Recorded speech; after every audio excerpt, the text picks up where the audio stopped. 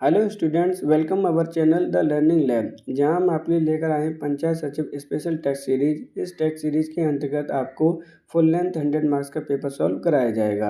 ये 100 मार्क्स का full length paper आपके न्यू एग्जाम पैटर्न पर बेस्ड है, जो कि आपका 27 अप्रैल 2025 को कंडक्ट कराया जाना है। अगर आपको Uttar Pradesh special current affairs, panchayat special, computer special का रिवीजन करना चाहते हैं तो ऑलरेडी चैनल पर बीपीओ प्लेलिस्ट में आपकी वीडियोस अवेलेबल है, आप वहां पर जाकर देख सकते हैं।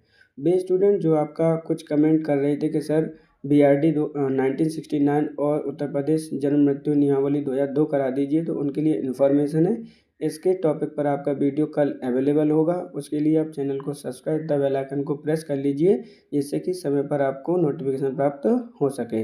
अगर आपका कोई सजेशन है तो आप हमें कमेंट बॉक्स में आकर दे सकते हैं। तो चलिए देखते हैं आज के प्रैक्टिस पेपर का पहला क्वेश्चन।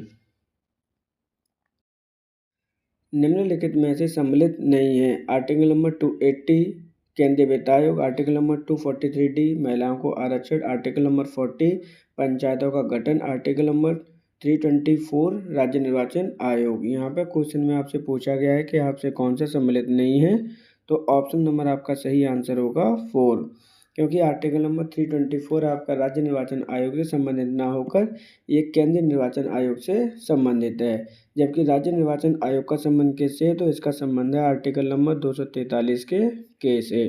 जबकि आपके जो ऊपर वाले 3 हैं वो बिल्कुल सही हैं, इनको भी आपको साथ ही साथ में लर्न करना है, क्योंकि इस तरह के क्वेश्चन आपसे पूछे जाएंगे। तो यहाँ पर ऑप्शन नंबर 4 सही आंसर होगा। विज्ञान के लिए जो महत्व प्रयोगशाला का है, वही महत्व नगर सभाओं का स्वतंत्रता के लिए है। ये कथन किसका है? यहाँ पर एक स्टेटमेंट दे रखा है जिसमें ये कहा गया है कि आपका विज्ञान के लिए जो महत्व प्रयोगशालाओं का है, वही महत्व आपका नगर सभाओं का स्वतंत्रता के लिए है। इस तरह का स्टेटमेंट किसने दिया है? आपका डॉक्टर टोक्योवेली, महात्मा गांधी, हिक्स या नेहरू जी। तो ऑप्शन नंबर आपका 1 सही आंसर होगा। डॉक्टर टोक्योवेली ने इस तरह का स्टेटमेंट दिया है। निम्नलिखित में से किसी पंचायती राज व्यवस्था का उद्देश्य माना जाता है? ग्रामीण समृद्धि, ग्रामीण विकास, राजनीतिक विकास या फिर ये सभी।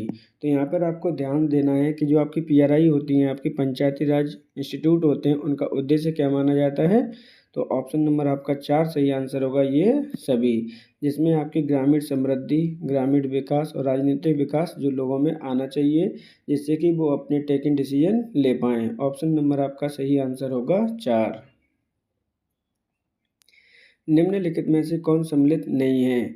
GV राव समिति 1988, LM सिंघवी समिति 1986, BR मेहता समिति 1957, अशोक मेहता समिति 1977। तो देखिए यहाँ पर आपसे पूछा गया है कि आपका कौन सा सम्मिलित नहीं है। ये चारों समितियाँ आपके लिए इम्पोर्टेंट है, इनकी सिफारिशें भी इम्पोर्टेंट है, इसलिए आप इनको ढंग से लर्न करेंगे।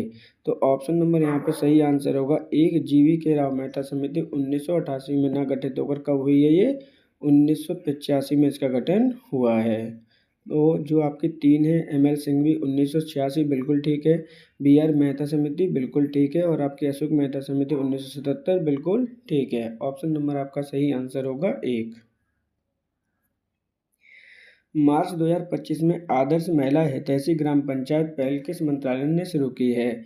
ग्रामीण विकास मंत्रालय, पंचायती राज मंत्रालय, कृषि मंत्रालय या उपरोक्त में से कोई नहीं। तो देखिए इस तरह के क्वेश्चन आपके इम्पोर्टेंट है, क्योंकि ये लास्ट मंथ में ही स्टार्ट की गई है। आदर्श महिला हितैषी ग्राम पंचायत पहल किसके द्वारा स्टार्ट की गई है, ये क्वेश्चन में आपसे पूछा गया है। तो ऑप्शन नंबर आपका सही आंसर होगा 2, पंचायती राज मंत्रालय। आदर्श महिला हितैषी ग्राम पंचायत पहल मंत्रालय के द्वारा स्टार्ट की गई, पंचायती राज मंत्रालय के द्वारा। इसका जो उद्देश्य है वो क्या है? तो एक ऐसी पंचायत का निर्माण करना जहां पर आपकी महिलाओं की सुरक्षा को ध्यान में रखा जाए, उनकी शिक्षा को ध्यान में रखा जाए, उनके कौशल को ध्यान में रखा जाए, और उनके लिए रोजगार का प्रबंधन किया जाए, जिससे कि वो अपनी सेल्फ डिपेंडेंट बन सके। ट्रेनिंग भी दी जाएगी उन्हें। तो यहाँ पर ऑप्शन नंबर आपका सही आंसर होगा 2, पंचायती राज मंत्रालय के द्वारा मार्च 2025 में आदर्श महिला हितैषी ग्राम पंचायत पहल की शुरुआत की गई। ग्राम पंचायत विकास योजना का शुभारंभ कब किया गया? ये मोस्ट इम्पोर्टेंट क्वेश्चन है आपका, यहाँ से क्वेश्चन आपके बनने ही बनने हैं, ध्यान रखना। यहाँ पर आपसे पूछा गया कि ग्राम पंचायत विकास योजना का शुभारंभ कब हुआ है? 2015-16, 2016-17, 2017-18, 2019-20। तो ऑप्शन नंबर यहाँ पे सही आंसर होगा 1, 2015-16 में इसकी शुरुआत की गई। इस क्वेश्चन को थोड़ा डिटेल में समझ लीजिए, क्योंकि यहाँ से किसी ना किसी फॉर्म में आपके क्वेश्चन आने ही आने हैं। इसकी शुरुआत हुई है आपकी 2015-16 में, जबकि इस योजना की थीम क्या थी? तो थीम भी लर्न कर लेना, क्योंकि एक एक पॉइंट इसका लर्न करना इम्पोर्टेंट है। हमारी योजना हमारा विकास, इसकी क्या थी? आपकी थीम थी। हमारी योजना हमारा विकास, इसकी क्या है? आपकी थीम है। इस योजना के अंतर्गत कितने चरण में आपकी योजना का निर्माण किया जाता है? तो इसके जो फेज़ दे रखे हैं वो टोटल कितने फेज़ में की जाती है? तो इस योजना के अंतर्गत आपके टोटल 5 फेज़ दे रखे हैं, और ये फेजेस आपसे पूछे जाते हैं कि नंबर 1 फेज़ में क्या दे रखा है, 2 फेज़ में क्या दे रखा है। तो थोड़ा सा डिटेल इसका समझ लीजिए, क्योंकि यहाँ से क्वेश्चन आपके आने ही आने हैं। जब आपका इसका पहला चरण चलता है, तो पहले चरण में क्या किया जाता है? वातावरण का निर्माण किया जाता है जब कोई योजना बनाई जाती है। दूसरा चरण जो इसका होता है आपके 5 चरण में से, उसमें जो पारिस्थितिकी होती है उसका विश्लेषण किया जाता है कि आप जो योजना बना रहे हैं उनके लिए फंड वगैरह एकत्रित हो पाएगा, नहीं हो पाएगा। ये सारी चीज़ें क्या की जाती हैं? एनालाइज की जाती हैं, विश्लेषण किया जाता है आपका। तीसरे फेज़ में जो आपका होता है वो है आपकी पहचान करना और प्राथमिकता प्रदान करना कि कौन सी योजना पर आपकी प्राथमिकता दी जाए। इसी तरह से आपका जो चौथा फेज़ होता है उसमें क्या है? जो सबसे ज़्यादा इम्पोर्टेंट है, ड्राफ्ट प्लान किया जाता है। क्या प्लान किया जाता है? आपका ड्राफ्ट प्लान किया जाता है। ये जो सबसे इम्पोर्टेंट फेज़ है, जो नंबर 5 का फेज़ है, वो क्या है आपका? तकनीकी और प्रशासन की स्वीकृति प्रदान की जाती है। तो यहाँ पर आपकी स्वीकृति प्रदान की जाएगी। ऑप्शन नंबर आपका 1 सही आंसर होगा। ग्राम पंचायत विकास योजना का स्टार्टिंग 2015-16 में की गई। इसकी थीम है हमारी योजना हमारा विकास। इसकी जो टोटल चरण है 5 है। प्रथम चरण में वातावरण का निर्माण करना, दूसरा पारिस्थितिकी विश्लेषण, तीसरा आपका प्राथमिकता चुनना, चौथा आपका ड्राफ्ट प्लान करना, 5वां आपकी स्वीकृति प्रदान करना। ऑप्शन नंबर आपका 1 सही आंसर होगा। उत्तर प्रदेश में पहली बार पंचायती राज अधिनियम विधानसभा में कब पारित किया गया? इम्पोर्टेंट क्वेश्चन है, यहाँ से क्वेश्चन आपके आते ही आते हैं, ध्यान रखना। यहाँ पर आपसे पूछा गया है कि उत्तर प्रदेश में पहली बार पंचायती राज अधिनियम विधानसभा में कब पारित किया गया है? तो ऑप्शन नंबर 1 5 जून 1947, 16 सितंबर 1947, 7 दिसंबर 1947 या फिर 27 दिसंबर 1947। तो ऑप्शन नंबर आपका 1 सही आंसर होगा। 5 जून 1947 को आपका विधानसभा में पारित किया गया, जबकि 16 सितंबर 1947 में आपका विधान परिषद में आपका पारित किया गया था। एक एक पॉइंट है, ये 4 डेट से आपके क्वेश्चन आने ही आने, ध्यान रखना। यहाँ पर आपका 7 दिसंबर 1947 को गवर्नर जनरल ने क्या प्रदान की थी? आपकी स्वीकृति प्रदान की थी इस बिल को। तो यहाँ पर गवर्नर जनरल की क्या प्राप्ति हुई? स्वीकृति। इसी तरह से आपका 27 दिसंबर 1947 को ये पूरे प्रदेश में क्या हो गया था? प्रभावी हो गया था, या फिर मैं कहूँ तो ये लागू हो गया था। क्वेश्चन में आपसे पूछा जा रहा था कि पहली बार पंचायती राज अधिनियम कब विधानसभा में पारित किया गया? तो ऑप्शन नंबर आपका 1 सही आंसर होगा।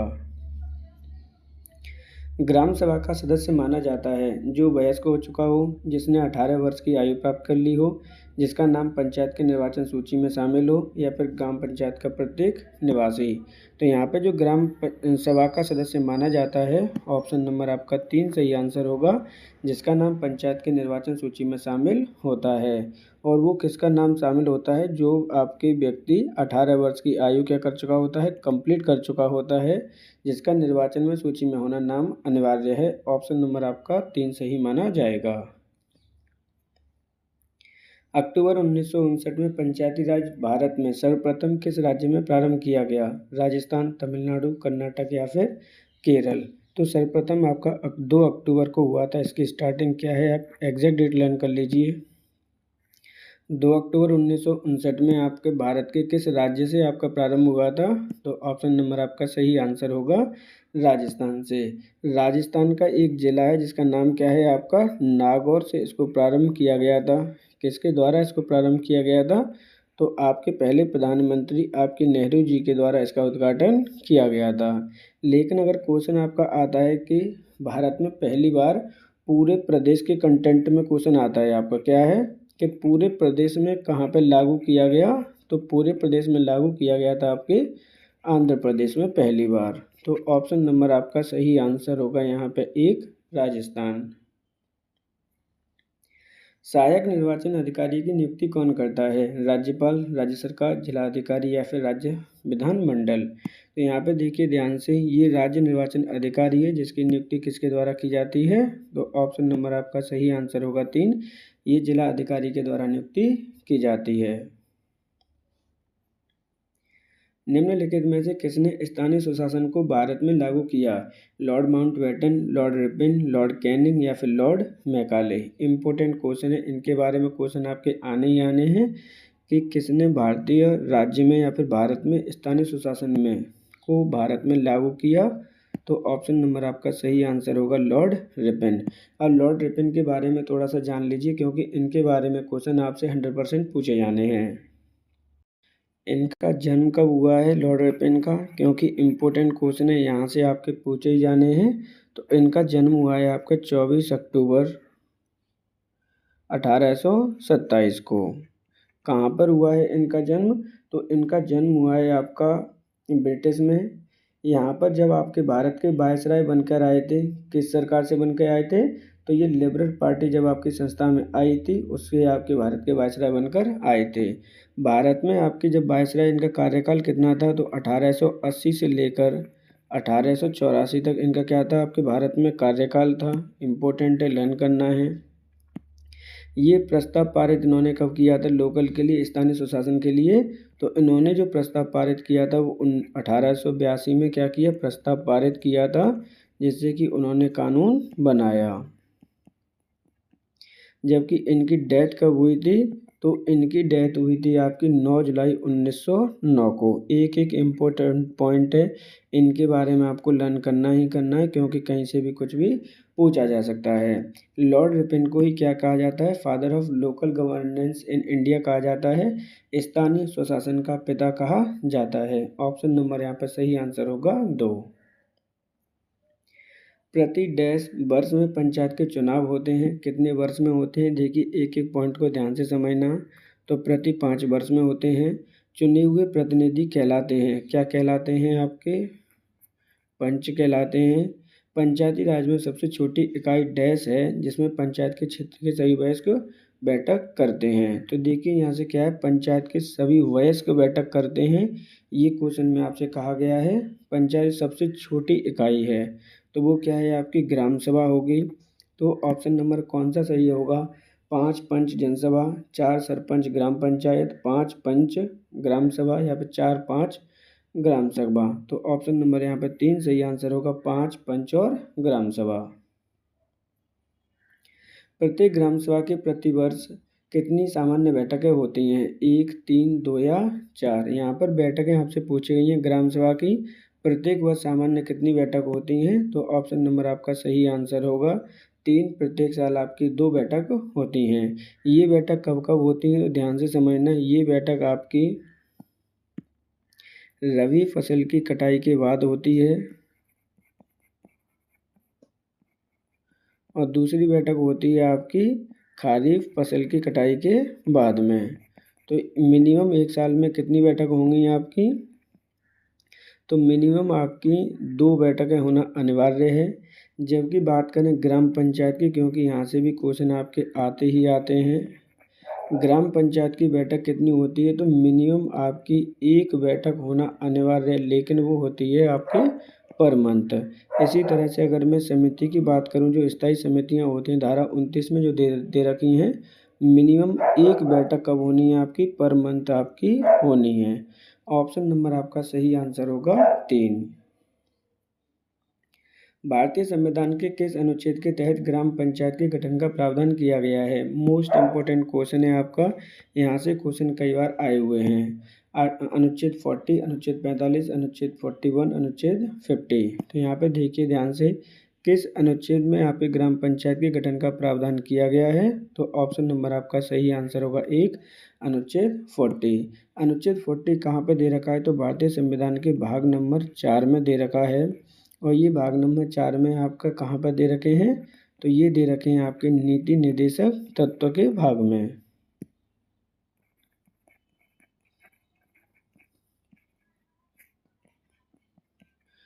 तो जो आपके भाग नंबर 4 में जो अनुच्छेद नंबर आर्टिकल नंबर 40 है, इस पे जो कानून बनाने का अधिकार है वो किसका होगा? राज्य सरकार का होगा, जो कि ये संबंधित है यहाँ पे किससे? पंचायतों के गठन से। ऑप्शन नंबर आपका सही आंसर होगा एक। ग्राम पंचायत की स्थायी समितियों का उल्लेख किस धारा के अंतर्गत किया गया है? ध्यान रखना, आपकी धाराएं क्वेश्चंस यहाँ से आएंगे ही आएंगे। यहाँ पे पूछा गया है कि स्थायी समितियों के बारे में किस में कहा गया है? धारा 22, धारा 24, धारा 23 या धारा 29। तो ऑप्शन नंबर आपका सही आंसर होगा धारा 29। यहाँ पर एक इन्फॉर्मेशन सुन लीजिए, जो स्टूडेंट्स आपके डिटेल में पढ़ना चाहते हैं धाराओं को,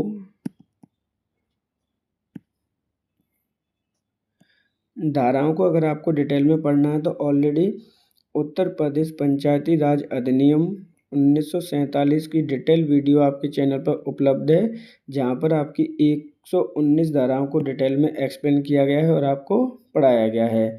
तो आप UPSSC की प्लेलिस्ट में जाकर आप उस वीडियो को देख सकते हैं, जिससे कि आपकी एक रिवीजन हो सके धाराओं के संबंधित। यहाँ पर आपसे पूछा गया था कि स्थायी समितियों का उल्लेख कहाँ पे किया गया है?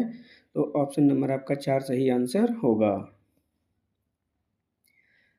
राज्य सरकार किसके अनुरोध पर पंचायत क्षेत्र के नाम में परिवर्तन कर सकती है? संबंधित ग्राम पंचायत के अनुरोध पर, क्षेत्र पंचायत के अनुरोध पर, संबंधित विभाग के मंत्री के अनुरोध पर, या उपरोक्त में से कोई नहीं। तो आपसे यहाँ पे पूछा गया है, देखिए पहले क्या पूछा गया है कि आपकी राज्य सरकार, यानी जो कोई भी नाम परिवर्तन होता है आपको किसकी अनुमति लेनी पड़ती है? राज्य सरकार आपके नाम चेंज कर सकती है, लेकिन किसके अनुरोध पर करेगी ये पूछा गया है। तो ऑप्शन नंबर एक सही आंसर होगा, वहाँ की ग्राम पंचायत के अनुरोध पर। लेकिन कौन करता है? राज्य सरकार। ऑप्शन नंबर आपका एक सही आंसर होगा। मतदान स्थल पर नियुक्तियों का वरिष्ठता क्रम बताइए। पीठासीन अधिकारी, मतदान अधिकारी, BLO पीठासीन अधिकारी, मतदान अधिकारी, मतदान अधिकारी, पीठासीन अधिकारी, BLO मतदान अधिकारी या पीठासीन अधिकारी। यहाँ पर आपसे पूछा गया है वरिष्ठता क्रम बताइए, तो ऑप्शन नंबर आपका एक सही आंसर होगा, पीठासीन अधिकारी, मतदान अधिकारी और BLO। निम्नलिखित में से कौन सा कथन असत्य है? इम्पोर्टेंट क्वेश्चन है, यहाँ से इस तरह के क्वेश्चन आपके कई बार पूछे गए हैं और आगे भी पूछे जाते रहेंगे।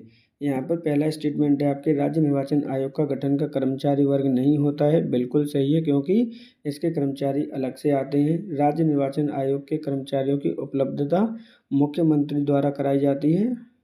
नेक्स्ट स्टेटमेंट, राज्य का विधानमंडल निर्वाचन संबंधी विधि बनाने में सक्षम है। राज्य निर्वाचन आयुक्त राज्यपाल के द्वारा नियुक्त किया जाता है। क्वेश्चन पूछा गया था कौन सा कथन आपका गलत है? तो यहाँ पर आपके राज्य निर्वाचन आयोग को जो कर्मचारी होते हैं वो मुख्यमंत्री के द्वारा नहीं, जबकि राज्यपाल के द्वारा आपको क्या कराए जाते हैं? प्रोवाइड कराए जाते हैं। तो इस प्रकार ऑप्शन नंबर आपका 2 सही आंसर होगा, क्योंकि ये स्टेटमेंट क्या है आपका गलत है। राज्य निर्वाचन आयोग का आपका कहाँ पर इसका विवरण दिया गया है? तो आर्टिकल नंबर 243 के में इसका विवरण दे रखा है। ऑप्शन नंबर आपका सही आंसर होगा 2। सरपंच अपना त्यागपत्र किसको देता है? पंचायत समिति के विकास अधिकारी को, उप सरपंच को, जिला परिषद के CEO को, या फिर प्रधान को। तो यहाँ पर ध्यान से समझना, सरपंच की बात की जा रही है कि त्यागपत्र किसको देगा? तो ऑप्शन नंबर एक सही आंसर होगा, पंचायत समिति के विकास अधिकारी को आपका त्यागपत्र देता है। भारतीय संविधान के किस अनुच्छेद में पंचायत की परिभाषित किया गया है? देखिए ध्यान से समझना, जब भी आपकी परिभाषाओं की बात की जाएगी, किसकी बात की जाएगी? आपकी परिभाषाओं की बात की जाएगी। 243 के अगा, 243 गा, 243 खा या 243 का, तो ऑप्शन नंबर आपका 4 सही आंसर होगा, क्योंकि जब भी परिभाषाओं की बात की जाएगी, डेफिनेशंस की बात की जाएगी, तो पंचायतों से संबंधित जितनी भी डेफिनेशंस हैं वो आर्टिकल नंबर 243 में ही दे रखी हैं। जबकि आपका आर्टिकल नंबर 243 का अगा किससे संबंधित है, तो ये आपके महिलाओं के संरक्षण से संबंधित है, आरक्षण से संबंधित है। आपके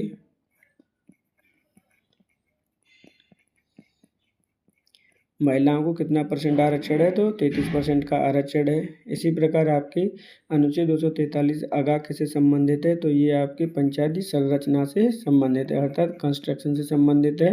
243 का खास संबंधित है आपके पंचायतों के गठन से।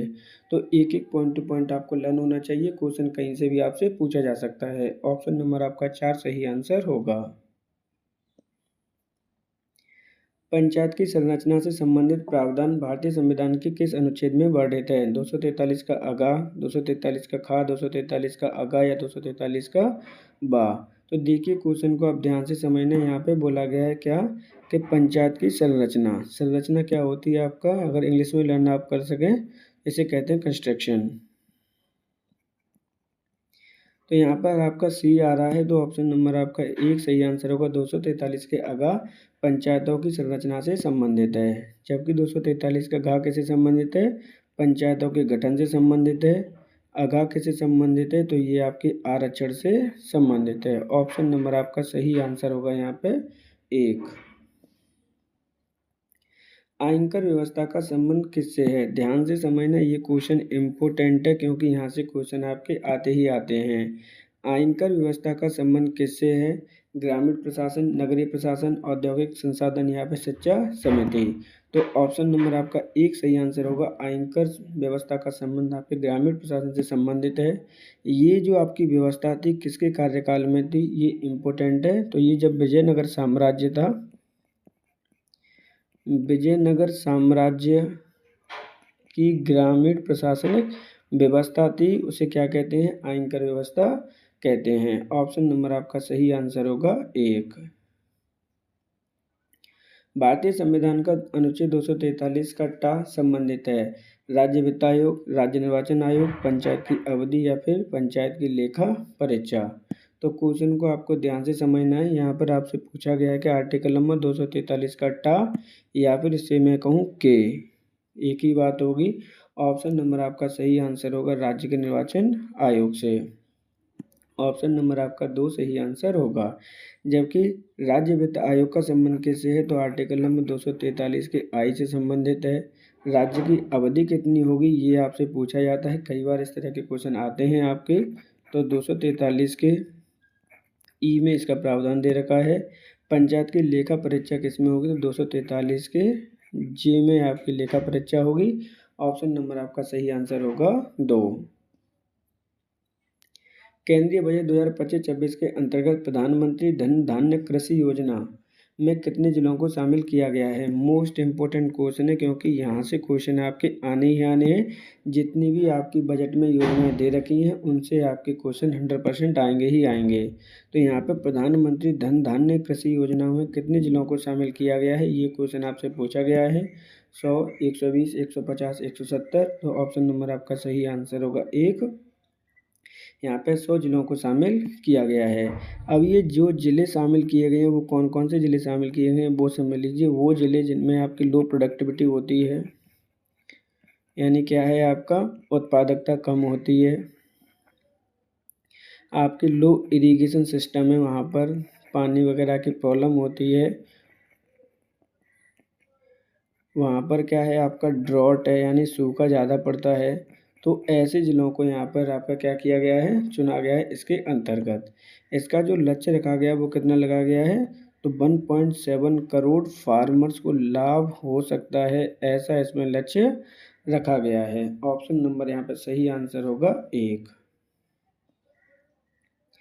उत्तर प्रदेश बजट 2025-26 के संदर्भ में कौन सा कथन गलत है? तो पहले एक स्टेटमेंट देख लीजिए कौन सा कथन गलत है। और यहाँ पे दे रखा है उत्तर प्रदेश बजट 2025-26। अगर उत्तर प्रदेश बजट आपको 25-26 आपको डिटेल में पढ़ना है तो ऑलरेडी UPSSC BPO की प्लेलिस्ट में दे रखा है, आप वहाँ पर जाकर पढ़ सकते हैं। वहाँ पर आपका डिटेल में एक्सप्लेन किया गया है, लगभग आपके 50 to 60 क्वेश्चनों को हमने वहाँ पर सॉल्व किया है। तो यहाँ पर देखिए क्वेश्चन क्या कह रहा है, कौन सा कथन गलत है।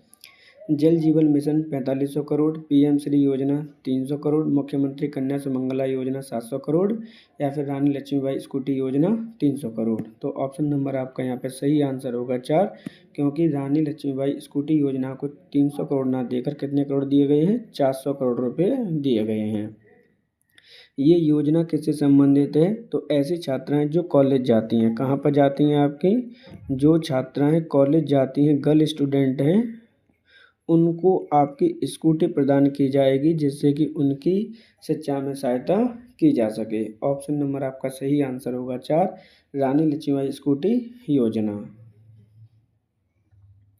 अशोक मेहता समिति के संदर्भ में कौन सा कथन गलत है। क्वेश्चन को ध्यान से समझना, इम्पोर्टेंट क्वेश्चन है, यहाँ से क्वेश्चन आपके आएंगे ही आएंगे। तो अशोक मेहता समिति के संदर्भ में कौन सा कथन गलत है आपका। इसका गठन दिसंबर 1977 में हुआ, बिल्कुल ठीक है। इसमें 132 सिफारिशें प्रस्तुत की थी, बिल्कुल ठीक है। गांव को विकेंद्रीकरण का प्रथम बिंदु माना गया था, 2 स्तरीय प्रणाली की अनुशंसा की थी। तो आपका चौथा स्टेटमेंट भी क्या है, यहाँ पर सही है। ऑप्शन नंबर आपका 3 गलत होगा, क्योंकि गांव को विकेंद्रीकरण का बिंदु न मानकर किसको माना गया था, यहाँ पे जिले को माना गया था। ऑप्शन नंबर आपका सही आंसर होगा 3। सी रंगाराजन किस वित्त आयोग के अध्यक्ष थे, 10, 13, 12 या फिर 14। तो यहाँ पर आपके सी रंगाराजन वित्त अध्यक्ष की बात की जा रही है कि किसके अध्यक्ष थे आपके। जब भी इस तरह के क्वेश्चन आएंगे तो इनको कैसे सॉल्व करना है वो समझें। सी रंगाराजन किसके अध्यक्ष हैं, ऑप्शन नंबर आपका 3 सही आंसर होगा, 12वें के अध्यक्ष थे। जबकि अगर आपको कुछ अध्यक्ष पता है तो आप इजीली इनका आंसर आइडेंटिफाई कर पाएंगे। जैसे आपके 10वें के अध्यक्ष कौन थे, तो केसी पंत थे। कौन थे आपके, केसी पंत थे इसके अध्यक्ष। इम्पोर्टेंट है, आपको लर्न करने ही करने हैं। 14वें के अध्यक्ष कौन रहे हैं, तो यहाँ पर वाई बी रेड्डी रहे हैं। कौन रहे हैं आपके, वाई बी रेड्डी। इसी तरह आपके 13वें के अध्यक्ष कौन रहे हैं, तो 13वें के जो अध्यक्ष रहे हैं वो विजय केलकर रहे हैं। कौन रहे हैं आपके, विजय केलकर। बात कर लेते हैं कि आपके वित्त आयोग के संबंधित क्या प्रावधान है। तो वित्त आयोग का जो प्रावधान दे रखा है आर्टिकल नंबर 280 में दे रखा है। किस में दे रखा है आपका, आर्टिकल नंबर 280 में केंद्रीय वित्त आयोग का। लेकिन अगर मैं बात करता हूँ राज्य वित्त आयोग की, तो इसका प्रावधान दे रखा है आर्टिकल नंबर 243 के आई में। एक एक इम्पोर्टेंट पॉइंट है, आपको लर्न करने ही करने हैं। अभी जो हाल में आपके 14वें वित्त आयोग है, लेकिन अगर 15वें वित्त आयोग की बात करें, क्योंकि 15वां अभी रनिंग में है, तो इनके एन के सिंह हैं। कौन है आपके, एन के सिंह अध्यक्ष हैं। जबकि गवर्नमेंट ने 16वें वित्त आयोग के गठन की भी क्या कर दी है, मंजूरी प्रदान कर दी है, जिसके जो अध्यक्ष नियुक्त किए गए हैं वो अरविंद पनगड़िया किए गए हैं। तो इस प्रकार ऑप्शन नंबर आपका सही आंसर होगा यहाँ पे 3। उत्तर प्रदेश बजट 2025-26 के अंतर्गत पंचायती राज विभाग को कितने करोड़ रुपए आवंटित किए गए हैं। यहाँ पर इम्पोर्टेंट क्वेश्चन हो जाता है, क्योंकि जो आप एग्ज़ाम दे रहे हैं वो पंचायती राज विभाग का ही एग्ज़ाम है। यहाँ पर कितने रुपए प्रोवाइड कराए गए हैं, 19,174.11 करोड़, 25,015.29 करोड़, 2,60,140.40 करोड़, 27,014.01 करोड़। तो ऑप्शन नंबर आपका 1 सही आंसर होगा। 19,174.11 करोड़ रुपए आवंटित किए गए हैं बजट 2025-26 के अंतर्गत। किसको, पंचायती राज विभाग को। ऑप्शन नंबर आपका सही आंसर होगा 1। ग्राम पंचायत द्वारा लगाई गई शुल्क अथवा उपशुल्क के विरुद्ध अपील किसके पास की जाती है, सरपंच, सर्वोच्च न्यायालय, वित्त आयोग या विहित अधिकारी। तो क्वेश्चन को ध्यान से समझना। यहाँ पर सपोज करिए ग्राम पंचायत के द्वारा किसी व्यक्ति पर क्या लगा दिया, टैक्स लगा दिया, शुल्क लगा दिया, उपशुल्क लगा दिया, तो वह ग्राम पंचायत के विरुद्ध किसके पास अपील कर सकता है। तो ऑप्शन नंबर आपका सही आंसर होगा 4, विहित अधिकारी के पास। और ये विहित अधिकारी किसके द्वारा नियुक्त किया जाता है, तो ये विहित अधिकारी किया जाता है आपके राज्य सरकार के द्वारा। ऑप्शन नंबर यहाँ पे सही आंसर होगा 4। उपरोक्त में से कौन सा कथन सही है। स्टेटमेंट को ध्यान से समझना है। पंचायतों के पास पर्याप्त संसाधन है, बिल्कुल नहीं है। ये स्टेटमेंट क्या हो जाएगा, गलत हो जाएगा। राज्यों में पंचायतों की वित्तीय सशक्तिकरण पर पर्याप्त ध्यान नहीं दिया गया है। ये बिल्कुल आपका क्या स्टेटमेंट सही है। तो ऑप्शन नंबर केवल एक, केवल दो, एक और दो दोनों या उपरोक्त में से कोई नहीं। तो आंसर सही आंसर होगा आपका केवल दो स्टेटमेंट सही है, तो ऑप्शन नंबर दो सही आंसर होगा। रजिस्ट्रार द्वारा जन्म मृत्यु रजिस्ट्रीकरण संबंधी दस्तावेज 1 वर्ष के पश्चात किसके पास भेज दिए जाते हैं?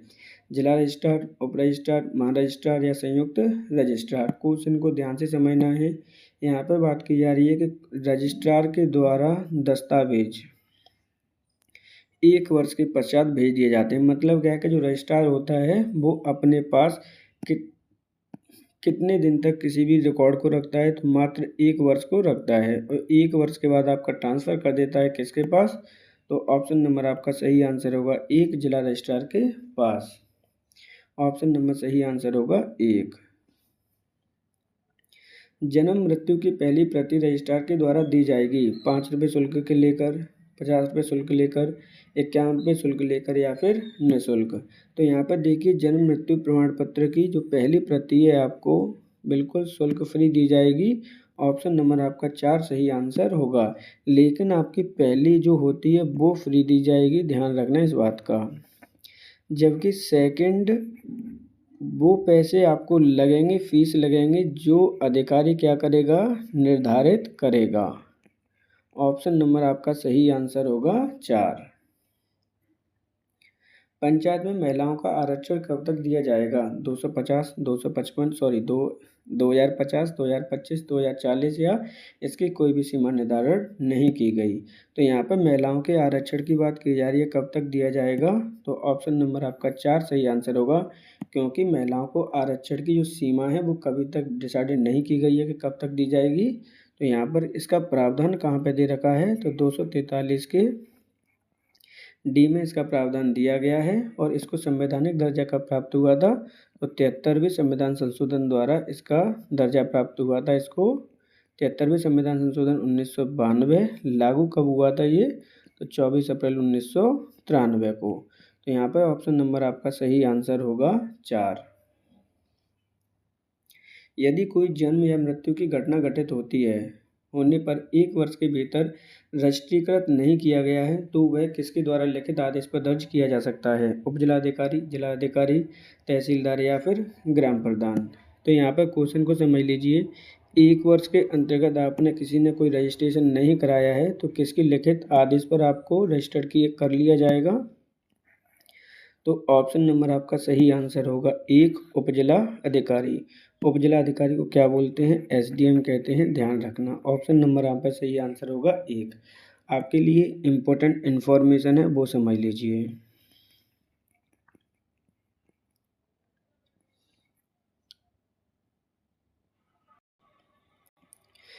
आपका जन्म मृत्यु अधिनियम 1969 से संबंधित जितने भी क्वेश्चन हैं आपके, चाहे वो उत्तर प्रदेश जन्म मृत्यु नियमावली 2000 हो, उससे संबंधित आपकी वीडियो कल अवेलेबल होगी, जिसमें लगभग आपके 50+ क्वेश्चनों को सॉल्व किया जाएगा। तो आपको कंटेंट अच्छा लगता है तो आप वीडियो को लाइक और चैनल को सब्सक्राइब जरूर करें, जिससे कि आपके पास समय से नोटिफिकेशन आपको प्राप्त हो सके। चलिए देखते हैं आगे यहाँ पर कौन सा अधिनियम होगा। यहाँ पर अधिनियम हम कराएंगे आपको 1969 और जो उत्तर प्रदेश नियमावली 2002। ऑप्शन नंबर आपका सही आंसर होगा यहाँ पे 1, उपजिलाधिकारी के द्वारा। किसान कॉल सेंटर की शुरुआत कब की गई थी? 2000, 2005, 2007 या 2004? तो यहाँ पे किसान कॉल सेंटर की शुरुआत कब की गई थी ये क्वेश्चन में पूछा गया है। तो ऑप्शन नंबर आपका 4 सही आंसर होगा, 2004 में इसकी शुरुआत की गई थी। इसकी शुरुआत करने का रीज़न क्या था? तो रीज़न था आपकी इन्फॉर्मेशन प्रोवाइड कराना। अब इन्फॉर्मेशन किसको प्रोवाइड कराई जाएगी? तो ये हमारे जो किसान भाई होते हैं उनको इन्फॉर्मेशन प्रोवाइड कराई जाएगी। किस प्रकार की इन्फॉर्मेशन प्रोवाइड कराई जाएगी? तो इरिगेशन की जाएगी कि कहाँ पर कब आपको इरिगेशन देना है, जो आपके हाइब्रिड बीज वगैरह होते हैं उनको क्रॉप्स के बारे में इन्फॉर्मेशन दी जाएगी, और यहाँ पर आपकी वाटरिंग के बारे में इन्फॉर्मेशन दी जाएगी। तो ऑप्शन नंबर यहाँ पर सही आंसर होगा 4। 2004 में किसान कॉल सेंटर की शुरुआत की गई। राष्ट्रीय ई शासन योजना में कौन सी लेयर शामिल नहीं है? Organization layer, user layer, technology layer या फिर डिमांड लेयर? तो यहाँ पर आपका सही आंसर होगा राष्ट्रीय ई शासन योजना में आपकी कौन सी लेयर शामिल नहीं है? तो ऑप्शन नंबर आपका 4 सही आंसर होगा, डिमांडिंग लेयर।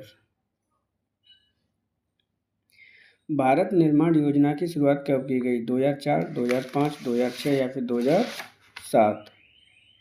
समझ लीजिए, इस क्वेश्चन को कई बार आपसे पूछा गया है कि भारत निर्माण योजना की शुरुआत कब की गई है। तो ऑप्शन नंबर आपका सही आंसर होगा 2005 में की गई है। 2005 में भी अगर स्पेसिफिक डेट पूछी जाती है तो ये 16 दिसंबर 2005 को प्रारंभ की गई थी। क्वेश्चन आपकी कहाँ कहाँ से इसके बनते हैं वो समझ लीजिए। इस योजना का उद्देश्य क्या था? तो ये योजना जो स्टार्टिंग में की गई थी ओनली 4 वर्षीय योजना थी, इस बात को आप ध्यान रखेंगे। इस योजना के अंतर्गत जो फैक्ट लिए गए थे, विषय लिए गए थे, सब्जेक्ट लिए गए थे, वो कितने लिए गए थे? तो इस योजना के अंतर्गत 6 विषयों को सम्मिलित किया गया था। वो विषय कौन कौन से थे? वहाँ से क्वेश्चन आपके पूछे जाते हैं। तो नंबर 1 था आपका इरिगेशन, यानी जो सिंचाई है उसको बढ़ावा देना, उसको रेगुलेट करना, कैसे सिंचाई करनी है कैसे नहीं करनी है। गांव तक रोड को बढ़ाना, इलेक्ट्रिसिटी प्रोड्यूस करना और उनको क्या कराना, प्रोवाइड कराना जो ग्रामीण एरिया है उसको। नेक्स्ट है आपका इसके अंदर ड्रिंकिंग वाटर अवेलेबल कराना। जो 5वां पॉइंट है आवास प्रदान करना, क्या है? जो हाउसिंग है वो प्रदान करना गरीब लोगों को। और इसके साथ में यहाँ पे क्या है, कम्युनिकेशंस को बढ़ावा देना, उसके अंतर्गत उनको प्रोवाइड कराना। ये 6 सब्जेक्ट इसके अंतर्गत मेंशन किए गए थे। ध्यान रखना मैक्सिमम जो क्वेश्चन आता है इससे वो एजुकेशन का आता है कि इसमें एजुकेशन शामिल की गई थी या फिर नहीं। तो क्या होगा, एजुकेशन इसमें शामिल नहीं थी। ऑप्शन नंबर आपका सही आंसर होगा 2। जल जीवन मिशन के अंतर्गत 100% कवरेज प्राप्त करने के लिए किस वर्ष तक विस्तार किया गया? 2026, 2028, 2019 या 2023?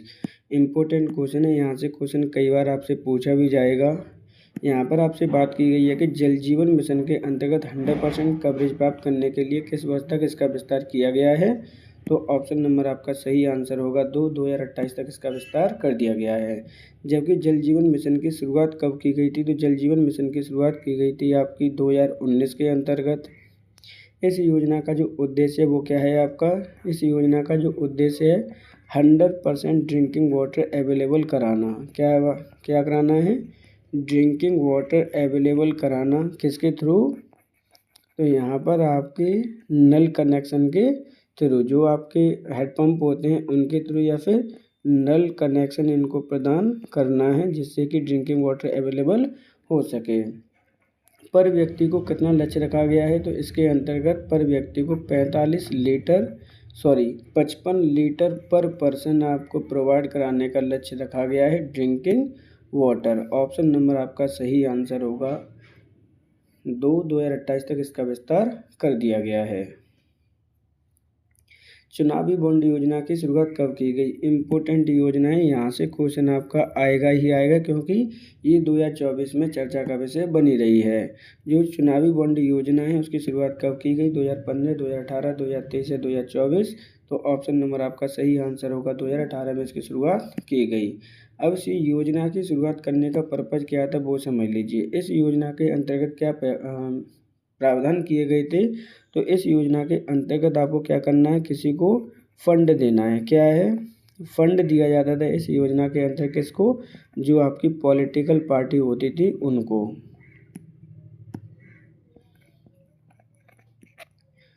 और उस पॉलिटिकल पार्टी को फंड दे रहे हो और इसके अंतर्गत जो आपकी डिटेल है वो क्या थी? आपकी मिसिंग डिटेल थी, यानी क्या है, डिटेल आपसे नहीं मांगी जा रही थी। इसलिए आपकी 2024 में सुप्रीम कोर्ट ने क्या किया, इस योजना को राइट टू प्राइवेसी या राइट टू इन्फॉर्मेशन के तहत आर्टिकल नंबर 19 क्या यूज किया था उन्होंने? 19 यूज करके इसको क्या कर दिया, इस योजना को इलीगल कर दिया, बैन कर दिया। अब इस योजना को प्रवर्तन नहीं किया गया है। चुनावी बॉन्ड योजना के अंतर्गत सबसे ज़्यादा किस पार्टी को फंड किया गया था? तो वो बीजेपी को फंड प्रदान किया गया था। इस बात को आप ध्यान रखना।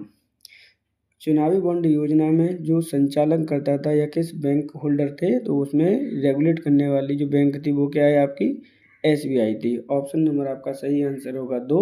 चुनावी बॉन्ड योजना की शुरुआत 2018 में की गई, जिसके अंतर्गत फंडेड प्रोवाइड किया जाता था पॉलिटिकल पार्टी को। जो व्यक्ति भी दे रहा है उसकी डिटेल हाइड कर दी जाती थी, इसलिए सुप्रीम कोर्ट ने 2024 में क्या कर दिया, इसको इलीगल कर दिया, असंवैधानिक घोषित कर दिया। ऑप्शन नंबर आपका सही आंसर होगा 2। ज्ञान भारत मिशन के अंतर्गत कितने करोड़ से अधिक पांडुलिपियों को शामिल किया जाएगा? 1 करोड़, 2 करोड़, 3 करोड़ या फिर 4 करोड़? इम्पोर्टेंट क्वेश्चन है, क्योंकि इस योजना का, इस मिशन की, ज्ञान भारत मिशन की 2025-26 में चर्चा की गई है। कितने करोड़ पांडुलिपियों को इसमें शामिल किया जाना है? तो ऑप्शन नंबर आपका सही आंसर होगा 1 करोड़ पांडुलिपियों को इसमें शामिल किया जाना है। अब इनको शामिल करने का रीज़न क्या है वो समझ लो, क्योंकि रीज़न मोस्ट इम्पोर्टेंट है।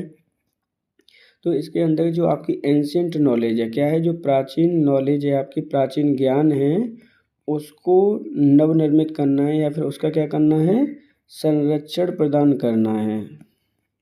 मेन इम्पोर्टेंट है, जैसे आपके वेद हो गए, पांडुलिपियाँ हो गई, जो अलग अलग आपकी लैंग्वेजेस हैं उनके वेद हो गए, प्राचीन भाषा हो गई, उनको क्या करना है, हमें संरक्षित करना है। ऑप्शन नंबर आपका सही आंसर होगा 1।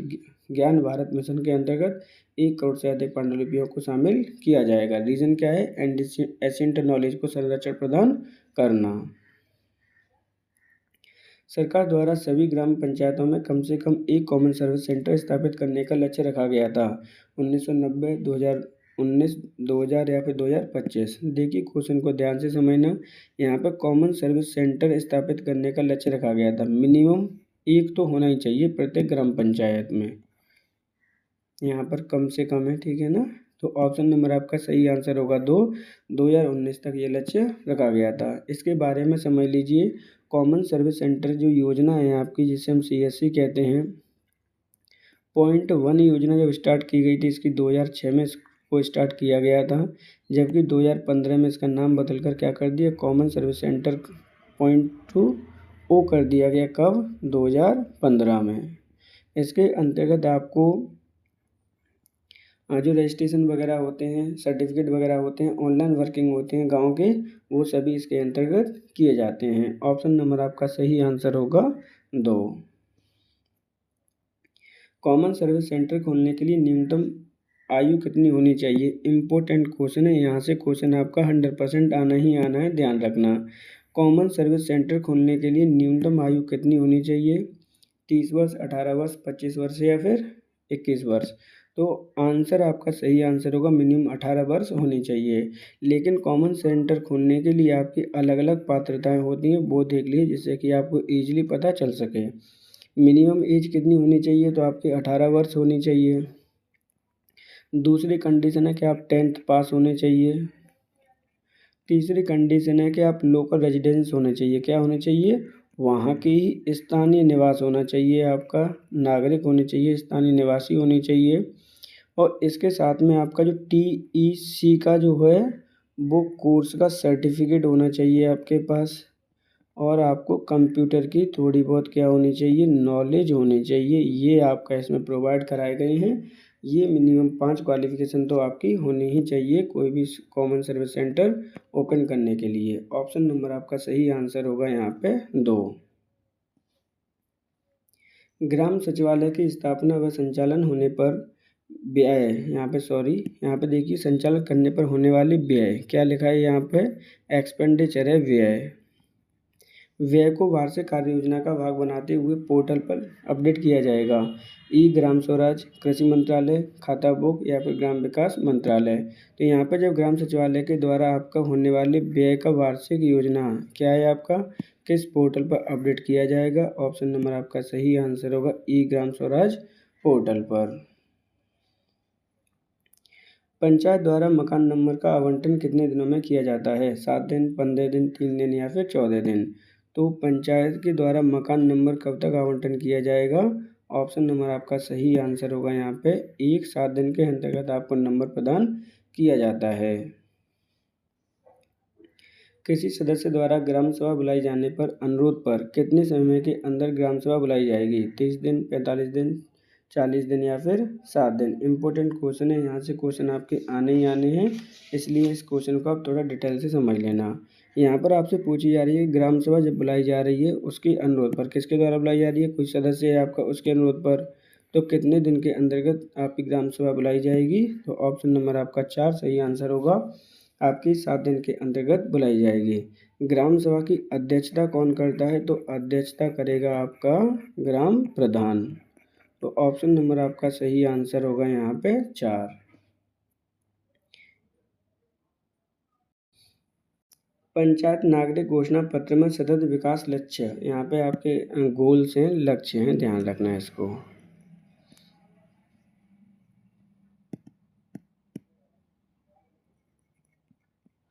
के 7 कार्यों को संरचित करते हुए कितने क्षेत्र में सेवाओं के वितरण को हेतु विकसित किया गया है, 18, 25, 29 या 30। तो पंचायत नागरिक घोषणा पत्र सतत विकास, इन्हें हम SDG कहते हैं, कितने कार्यों को ग्राम पंचायतों को सौंपा गया है, वितरण किया गया है, तो ऑप्शन नंबर आपका सही आंसर होगा यहाँ पे 3, 29 कार्यों को वितरण किया गया है। थोड़ी सी बात कर लेते हैं अपन SDG की। जो सस्टेनेबल डेवलपमेंट गोल्स होते हैं वो कितने निर्धारित किए गए हैं, तो टोटल गोल्स निर्धारित किए गए थे आपके 17। ये कब किए गए थे, तो ये 2015 में इसको निर्धारित किया गया था। हासिल कब तक करना है, तो 2030 तक हासिल करना है। अब इनके अंदर थोड़ा सा देख लीजिए कौन कौन से गोल्स होते हैं, जैसे आपके SDG 1 है। अब SDG 1 किससे संबंधित है आपका, तो ये आपका पॉवर्टी से संबंधित है कि आपका कोई भी व्यक्ति क्या नहीं रहना चाहिए, गरीब नहीं रहना चाहिए। ऐसे ही आपका SDG 2 है। SDG 2 क्या है आपका, नो हंगर, यानी कोई भी आपका भूखा नहीं रहना चाहिए। इसी तरह के आपके 17 गोल सेट किए गए थे 2015 में, इसको लक्ष्य प्राप्त करना था 2030 में। इसके अंतर्गत जो SDG आपके 17 है उसके अंतर्गत आपके 29 विषयों को कार्यरत किया गया है ग्राम पंचायतों के लिए, जो कि उन्हें अपने प्राप्त करने हैं with in time. Option number आपका सही आंसर होगा 3। जल जीवन मिशन किस मंत्रालय द्वारा संचालित किया जा रहा है, जल शक्ति मंत्रालय, ग्रामीण विकास मंत्रालय, स्वास्थ्य एवं परिवार कल्याण मंत्रालय या उपरोक्त में से कोई नहीं। इम्पोर्टेंट क्वेश्चन है, जल जीवन किस मंत्रालय के द्वारा आपका संचालित किया जा रहा है, तो ऑप्शन नंबर 1 सही आंसर होगा, जल शक्ति मंत्रालय। इसकी शुरुआत कब की गई थी आपकी, तो शुरुआत की गई थी 2019 में। जब 2019 में इसको प्रारंभ किया गया था तो लक्ष्य रखा गया था 2022 का, लेकिन 2022 के बाद इसका लक्ष्य कर दिया 2024 के बाद इसको लक्ष्य रख दिया गया था 2026, और अभी हाल फिलहाल में 2026 में इसको बजट मतलब जो लक्ष्य रखा गया है 100% ड्रिंकिंग वाटर अवेलेबल कराने का, वो कितना रख दिया गया है, तो 2028 रख दिया गया है। ये इम्पोर्टेंट फैक्टर है, इसको आप लर्न कर लेना कि 2026 बजट 2025-26 के अंतर्गत कितना विस्तार कर दिया गया है, तो 2028 तक इसका विस्तारित कर दिया गया है। 2028 तक आपके 100% कवरेज प्राप्त करना है। इसके अंतर्गत ऑप्शन नंबर सही आंसर होगा 1, जल शक्ति मंत्रालय। और डिटेल देख लीजिए, इसके अंतर्गत प्रति व्यक्ति को 55 लीटर वाटर प्रोवाइड कराना है। क्या है, 55 लीटर वाटर प्रोवाइड कराना है पर पर्सन को, ये भारत सरकार का लक्ष्य है। ऑप्शन नंबर आपका सही आंसर होगा यहाँ पे 1, जल शक्ति मंत्रालय। मार्च 2025 में केंद्रीय कौशल विकास एवं उद्यमिता मंत्रालय ने किसके सहयोग से स्वावलंबनी पहल की शुरुआत की गई है। इम्पोर्टेंट क्वेश्चन है, क्यों इम्पोर्टेंट है, ध्यान से समझना। यहाँ पे मार्च 2025 की बात की जा रही है, मतलब पिछले ही महीने की बात की जा रही है। मंत्रालय कौन से, आपका केंद्रीय कौशल विकास एवं उद्यमिता मंत्रालय है, जिसने आपकी शुरुआत की है स्वावलंबनी पहल की। किसके सहयोग से की है, ये क्वेश्चन आपसे पूछा गया है। नीति आयोग, कृषि मंत्रालय, नाबार्ड बैंक या फिर डॉक्टर अंबेडकर फाउंडेशन, तो ऑप्शन नंबर आपका सही आंसर होगा 1, नीति आयोग से इसकी स्वावलंबनी पहल की शुरुआत की गई है। अब इस पहल को कहाँ पर सबसे पहले स्टार्ट किया जाएगा, तो इसको जो नॉर्थ ईस्ट वाले अपने स्टेट्स हैं भारत के, वहाँ पर इसको सबसे पहले स्टार्ट किया जाएगा, नंबर 1 पॉइंट। दूसरा पॉइंट है कि इसके अंतर्गत करना क्या है, तो इसके अंतर्गत जैसे आपके जो महिलाएं होंगी उनको ट्रेनिंग प्रदान करनी है, उनको एम्प्लॉयमेंट प्रदान करना है, उनको अच्छी शिक्षा प्रदान करना है। इसका क्या है आपका लक्ष्य है। ऑप्शन नंबर आपका सही आंसर होगा, एक नीति आयोग की सहायता से। पूर्वोत्तर एवं पहाड़ी राज्यों में राष्ट्रीय ग्राम स्वराज अभियान के तहत वित्त पोषण का पैटर्न क्या रखा गया है? 90:10 रेशियो, 75:25, 60:40 या उपरोक्त में से कोई नहीं। क्वेश्चन को ध्यान से समझना है। पूर्वोत्तर एवं पहाड़ी राज्यों की बात की जा रही है कि आपके यहाँ पे वित्त पोषण का पैटर्न क्या रखा गया है, तो ऑप्शन नंबर आपका एक सही आंसर होगा 90-10%, जबकि 60-40% रखा गया है आपके मैदानी क्षेत्रों में, जैसे अपना यूपी हो गया, एमपी हो गया, उसमें। जबकि जो आपके यूटी होते हैं, केंद्र शासित प्रदेश होते हैं, वहाँ पर आपकी 100% आपका वित्त पोषण होता है बाई सेंटर। ये आप छोटे छोटे पॉइंट हैं, इनको लर्न कर लेना। ऑप्शन नंबर आपका सही आंसर होगा यहाँ पे एक, क्योंकि पूर्वोत्तर एवं पहाड़ी राज्यों की बात की जा रही है। किसके तहत? राष्ट्रीय ग्राम स्वराज अभियान के तहत। केंद्र सरकार ने राष्ट्रीय पोषण मिशन कब शुरुआत की गई? इम्पोर्टेंट क्वेश्चन है, यहाँ से क्वेश्चन आपका आना ही आना है। राष्ट्रीय पोषण मिशन की शुरुआत कब की गई है? 2017, 2019, 2018 या फिर 2016? तो ऑप्शन नंबर आपका 4 सही आंसर होगा, 2018 में इसकी शुरुआत की गई। इसकी शुरुआत क्यों की गई है वो समझ लीजिए। जैसे आपका पहले मिड डे मील एक प्रोग्राम चलता था, क्या चलता था आपका? Mid day meal program. Mid day meal program आपका कब प्रारंभ हुआ था? तो 1995 में ये प्रारंभ हुआ था। तो मिड डे मील प्रोग्राम को रिप्लेस करके क्या स्टार्ट किया गया है? आपका राष्ट्रीय पोषण मिशन आपका शुरुआत किया गया है। अब इसके लक्ष्य क्या क्या रखे गए हैं? जो महिलाएं आपकी दुग्धपान कराती हैं, ऐसी माताएं जो दुग्धपान कराती हैं, क्या कराती हैं आपकी? यानी स्तनपान कराने वाली माताएं, जो आपकी किशोरियाँ होती हैं, बच्चियाँ होती हैं, जिनको पोषण आपका नहीं मिल पाता है, उनको इसके अंतर्गत इंक्लूड किया गया है। ऐसे बच्चे जो गरीबी रेखा के नीचे आते हैं या फिर स्कूल्स में पढ़ने जाते हैं, कहाँ पर पढ़ने जाते हैं? आपकी स्कूल्स में पढ़ने जाते हैं, जिसमें स्कूल में आपका प्राइमरी और आपका जो जूनियर है, दोनों ही इंक्लूड किए जाते हैं। इनके अंतर्गत इनको क्या प्रोवाइड कराया जाता है? फूड प्रोवाइड कराया जाता है, जिससे कि उनका पोषण आपका सही बना रहे। इनडायरेक्टली जो इसका उद्देश्य वो क्या है आपका? कुपोषण को ख़त्म करना भारत से। ऑप्शन नंबर आपका सही आंसर होगा 4 वर्ष 2018 में इसको प्रारंभ किया गया। 15 नवंबर 2023 को मोदी जी ने प्रधानमंत्री जनजातीय आदिवासी न्याय महाअभियान की शुरुआत कहाँ से की गई? रांची, खूंटी, रायपुर या फिर लखनऊ? मोस्ट इम्पोर्टेंट क्वेश्चन है, यहाँ से इस तरह के क्वेश्चन आपसे पूछे ही जाने हैं। ये क्वेश्चन पहले भी आ चुका है यूपीपीसीएस प्री में।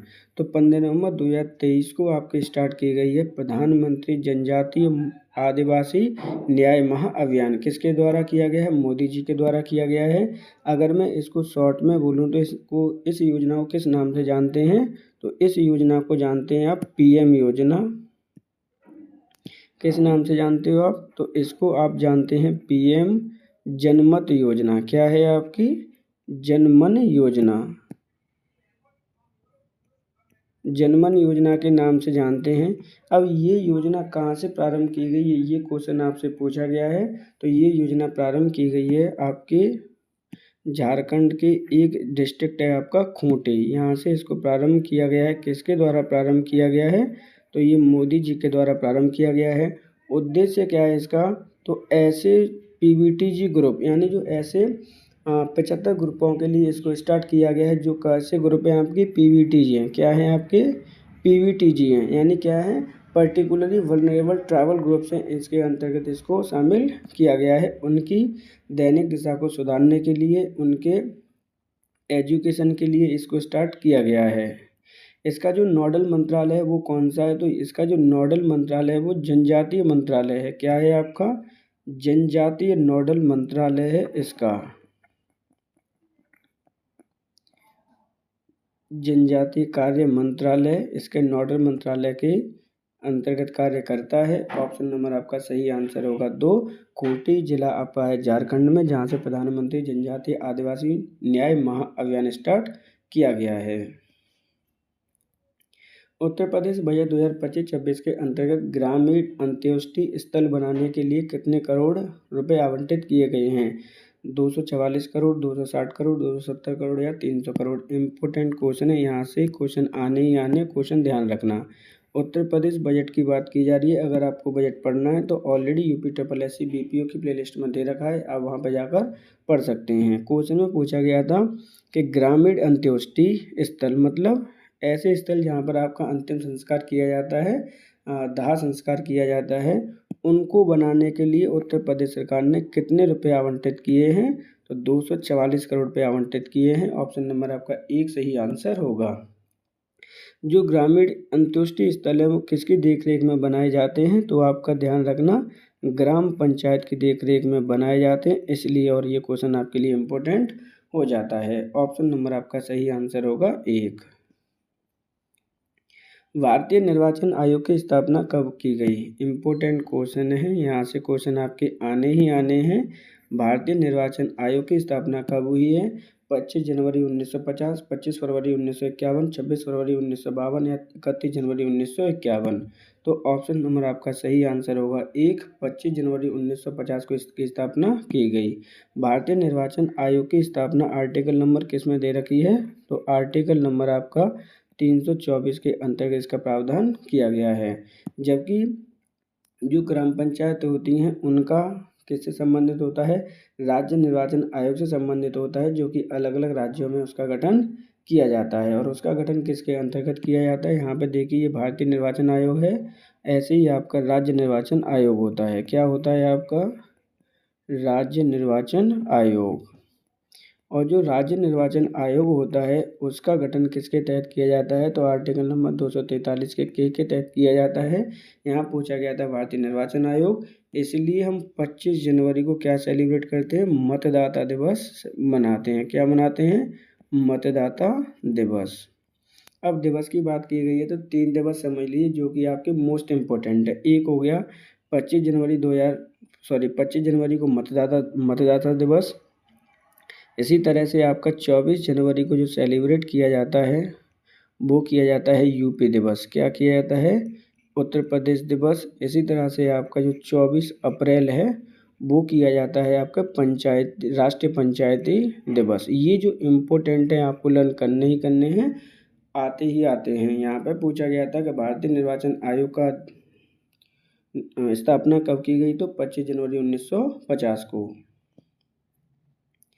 मरुस्थल विकास कार्यक्रम किस वर्ष शुरू किया गया था? 1982-83, 1971-72, 1977-78 या 1981-82। तो यहाँ पर मरुस्थल विकास कार्यक्रम की स्टार्टिंग की गई है। कब की गई है ये क्वेश्चन पूछा गया है। तो ऑप्शन नंबर आपका सही आंसर होगा 3, 1977-78 में इसकी शुरुआत की गई। इसकी शुरुआत किसके आधार क्या था? तो इसकी शुरुआत का आधार था हनुमंतराव समिति। क्या था आपका? हनुमंतराव कमेटी। नोडल मंत्रालय क्या था? तो नोडल मंत्रालय था आपका ग्रामीण विकास मंत्रालय। उद्देश्य क्या है वो समझ लीजिए, क्योंकि उद्देश्य इसके नाम में छुपा हुआ है।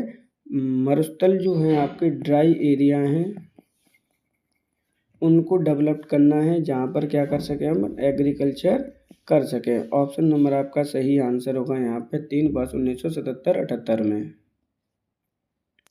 सांसद आदर्श ग्राम योजना कब शुरुआत की गई, जिसके तहत भारत के संसद सदस्यों को अपने निर्वाचन क्षेत्र से एक गांव को पहचान करके विकसित करने की आवश्यकता है? देखिए क्वेश्चन इम्पोर्टेंट है, यहाँ से क्वेश्चन आपके आने ही आने हैं।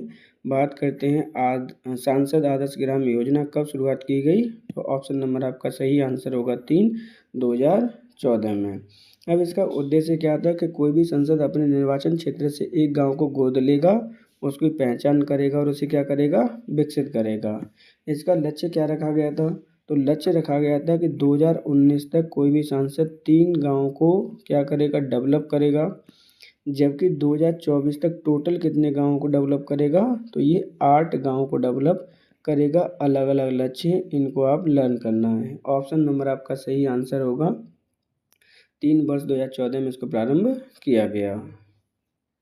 राष्ट्रीय ग्राम स्वराज अभियान का केंद्रीय घटक क्या है? पंचायत को प्रोत्साहन देना, ई पंचायत मिशन मोड परियोजना को लागू करना, या एक और दो दोनों, या उपरोक्त में से कोई नहीं। तो राष्ट्रीय ग्राम स्वराज अभियान का जो केंद्रीय घटक है वो ऑप्शन नंबर 1 और 2 दोनों ही सही होंगे। इसके अंतर्गत पंचायतों को प्रोत्साहन देना और उनको परमिशन प्रोवाइड कराना, लागू करना, इसके क्या हैं लक्ष्य हैं। राष्ट्रीय ग्राम स्वराज योजना अभियान की शुरुआत कब की गई थी? इसकी शुरुआत की गई थी आपकी 24 अप्रैल 2020 को। ऑप्शन नंबर आपका सही आंसर होगा यहाँ पे 3। ग्राम पंचायत के कार्य किस धारा के अंतर्गत शामिल किए गए हैं? धारा 15, धारा 20, धारा 6 या फिर धारा 7। इंपॉर्टेंट क्वेश्चन है, ध्यान से समझना। ग्राम पंचायत के कार्य की बात की जा रही है, किस धारा के अंतर्गत दे रखे हैं? तो ऑप्शन नंबर आपका सही आंसर होगा 1, धारा 15 में ये दे रखे हैं। अब बात कर लेते हैं धाराओं से संबंधित। वे स्टूडेंट जो आपके 27 तारीख को एग्ज़ाम देना चाहते हैं और सीरियस हैं, अगर उन्हें आपका उत्तर प्रदेश पंचायती राज अधिनियम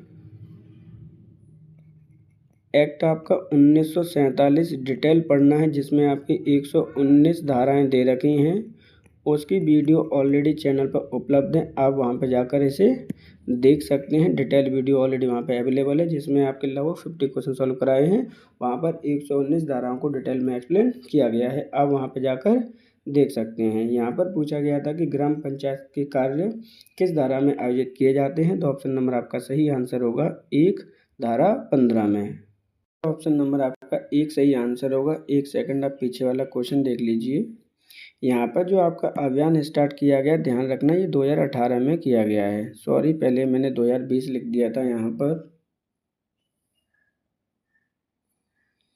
प्रधानमंत्री आदर्श ग्राम योजना को प्रायोगिक चरण में कितने गाँवों को चुना गया? 700, 750, 500 या फिर 1000। इम्पोर्टेंट क्वेश्चन है, यहाँ से क्वेश्चन कई बार आपका पूछा जा चुका है कि आपका प्रधानमंत्री आदर्श ग्राम योजना में प्रथम चरण में प्रायोगिक तौर पर कितने गाँवों को चुना गया? ऑप्शन नंबर आपका सही आंसर होगा 1000 गाँव को इसके अंतर्गत चुना गया था। प्रधानमंत्री आदर्श ग्राम योजना कब प्रारंभ की गई? तो 2009-10 में इसको प्रारंभ किया गया था।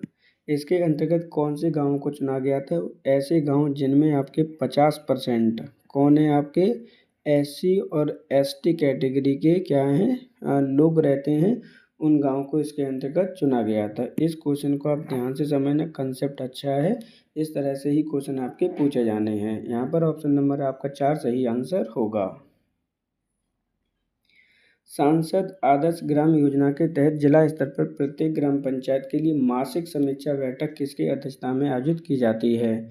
विधायक, सांसद, जिला कलेक्टर या इनमें से कोई नहीं। इम्पोर्टेंट क्वेश्चन है। सांसद आदर्श ग्राम योजना के अंतर्गत प्रत्येक ग्राम पंचायत में मासिक समीक्षा बैठक किसकी आयोजित की जाती है? अध्यक्ष का नाम पूछा गया है। तो ऑप्शन नंबर आपका सही आंसर होगा 2, सांसद। ये योजना कब प्रारंभ की गई थी? तो ये योजना प्रारंभ की गई है आपकी 11 अक्टूबर 2014 में। किसकी जयंती पर इसको प्रारंभ किया गया था? तो जयप्रकाश नारायण की जयंती पर इसको प्रारंभ किया गया था। किन की जयंती पर? जयप्रकाश नारायण की जयंती पर। ध्यान रखना, यहाँ से भी क्वेश्चन आपके कई बार पूछे गए हैं कि ये इससे प्रेरित हैं, तो आपके जयप्रकाश नारायण के जन्म पर इसको स्टार्ट किया गया है। अब इसका जो नोडल मंत्रालय वो क्या है? तो वो है आपका ग्रामीण विकास मंत्रालय।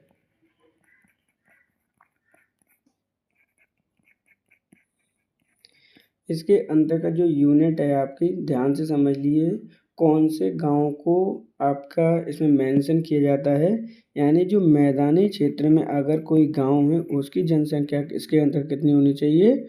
तो 3000 से लेकर 5000 इसकी जनसंख्या होनी चाहिए।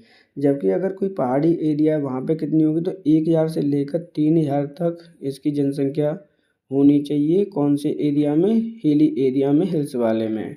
तो इसके अंतर्गत जो स्टार्टिंग में उद्देश्य रखा गया था 2019 तक 3 गाँवों को विकसित करने का लक्ष्य रखा गया था, लेकिन 2024 में इसको लक्ष्य बढ़ा दिया गया था, 8 गाँव कर दिए गए थे। ऑप्शन नंबर आपका यहाँ पर सही आंसर होगा 2, सांसद। किस राज्य के पंचायत मंत्रालय द्वारा ग्राम पंचायत में डिजिटल ट्रांजैक्शन को बढ़ावा देने के लिए समर्थ अभियान की शुरुआत की गई? देखिए क्वेश्चन इंपॉर्टेंट है, आने के बिल्कुल चांस हैं। यहाँ पे क्या पूछा गया है? समर्थ मिशन के बारे में पूछा गया है। बिहार, झारखंड, उत्तर प्रदेश या उड़ीसा? तो सही आंसर होगा उत्तर प्रदेश। इसका अब देख लीजिए थोड़ा सा डिटेल। किस मंत्रालय के द्वारा चलाया गया है? तो पंचायती राज मंत्रालय के द्वारा चलाया गया है। उद्देश्य क्या है? डिजिटल ट्रांजैक्शन को बढ़ावा देने के लिए। कौन सा अभियान है आपका? समर्थ अभियान है, उत्तर प्रदेश सरकार के द्वारा शुरू किया गया है। ऑप्शन नंबर आपका सही आंसर होगा 3। ग्राम पंचायत की भूमि प्रबंधन समिति का अध्यक्ष कौन होता है? मोस्ट इंपॉर्टेंट क्वेश्चन है, यहाँ से क्वेश्चन आने ही आने, ध्यान रखना। भूमि प्रबंधन समिति का अध्यक्ष कौन होता है? ग्राम प्रधान, ग्राम सचिव, लेखपाल या इनमें से कोई नहीं। तो अध्यक्ष होता है आपका ऑप्शन नंबर होगा 1 ग्राम प्रधान। जबकि इसका सचिव कौन होता है? ध्यान रखना है, जो इसका सचिव होता है बीपीओ नहीं होता है, जो आपका लेखपाल होता है, इसका क्या होगा? अध्यक्ष सचिव होता है। भूमि प्रबंधन समिति की परिभाषा कहाँ पे दे रखी है? तो आपकी धारा 2 भाग में आपकी इसकी परिभाषा दे रखी है। अगर धाराओं से संबंधित आपको डिटेल वीडियो पढ़ना है तो यूपीएससी बीपीओ प्लेलिस्ट में ऑलरेडी दे रखा है, जिसमें उत्तर प्रदेश पंचायती राज अधिनियम 1947 की डिटेल वीडियो अवेलेबल है, आप वहाँ पे जाकर देख सकते हैं। भूमि प्रबंधन समिति का जो परिभाषा है दे रखी है धारा 2 भाग में, जबकि इसके एक्सप्लेनेशन कहाँ पे दे रखा है, कैसे क्या बनेगी? तो धारा आपका 28A में इसके बारे में कहा गया है। ऑप्शन नंबर आपका सही आंसर होगा यहाँ पे 1। अध्यक्ष कौन होता है? ग्राम प्रधान होगा। गांव स्तर पर जन्म मृत्यु पंजीकरण का कार्य किसके द्वारा किया जाता है? ग्राम प्रधान, आशा कार्यकर्ता, ग्राम पंचायत अधिकारी या इनमें से कोई नहीं। जब आप अपने बीपीओ का एग्जाम हो जाएगा, सिलेक्शन हो जाएगा, तो आपको भी यही काम करना होगा गांव में जाकर। तो इसका गांव में कौन करता है गांव स्तर पर आपके? तो ग्राम पंचायत अधिकारी। ऑप्शन नंबर आपका 3 सही आंसर होगा। ग्राम सभा की बैठकों के बारे में सूचना जारी कौन करता है? पंचायत सहायक, सरपंच, पंचायत सदस्य या पंचायत सेक्रेटरी। तो ग्राम सभा की बैठकों के बारे में सूचना कौन जारी करता है? इम्पोर्टेंट क्वेश्चन है, यहाँ से क्वेश्चन कई बार आए हुए हैं। तो यहाँ पर आंसर तो आपका पंचायत सेक्रेटरी होगा, जिसे अपन बीपीओ कहते हैं, वही इसका सही आंसर होगा। बात कर लेते हैं ग्राम सभा की बैठक की। जब भी आपकी बैठक की जाएगी तो आपके 15 दिन पहले ही आपको क्या कराई जाएगी? सूचना प्रोवाइड कराई जाती है जब आपकी बैठक होती है उससे पहले। अब ये इसकी सूचना कैसे प्रोवाइड की जाती है? तो आपकी डुग्गी बजाकर प्रदान की जाती है, नंबर 1। दूसरा है आपका जो सचिवालय का सूचना पटल होता है उस पर लिखकर दी जाती है।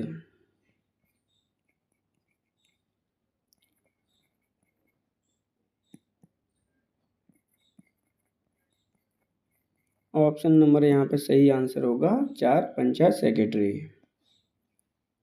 सांसद आदर्श ग्राम योजना का प्रेरणा स्रोत क्या है? महात्मा गांधी का ग्रामीण विकास संकल्पना, पंडित जवाहरलाल नेहरू की ग्रामीण संकल्पना, उपरोक्त 1 और 2 दोनों या इनमें से कोई नहीं। तो सांसद आदर्श ग्राम योजना का प्रेरणा स्रोत है महात्मा गांधी की ग्रामीण विकास संकल्पना। इनकी एक बुक है जिसका नाम है हिंद स्वराज। ध्यान रखना, जितने भी गाँव से संबंधित चीज़ें महात्मा गांधी जी ने बोली थी वो सभी आपके हिंद स्वराज बुक में मेंशन की गई हैं। सांसद आदर्श ग्राम योजना की प्रारंभ कब किया गया था? 2014 में इसको प्रारंभ किया गया था। ऑप्शन नंबर यहाँ पर सही आंसर होगा 1 महात्मा गांधी। सामुदायिक विकास कार्यक्रम की शुरुआत कब की गई? 6 अप्रैल 1952, 6 अगस्त 1952, 2 अक्टूबर 1952, 2 अक्टूबर 1953। तो यहाँ पे सामुदायिक विकास कार्यक्रम की शुरुआत की गई है। इंपॉर्टेंट क्वेश्चन है, यहाँ से क्वेश्चन कई बार आपसे पूछे गए हैं। तो ऑप्शन सही आंसर होगा 2 अक्टूबर 1952 को। स्टार्ट कितने जिलों से की गई थी? ब्लॉक से की गई। तो इसमें मेंशन किए गए थे आपके 55 ब्लॉक्स। ध्यान रखना, इंपॉर्टेंट फैक्टर है, यहाँ से क्वेश्चन आपके आते ही आते हैं।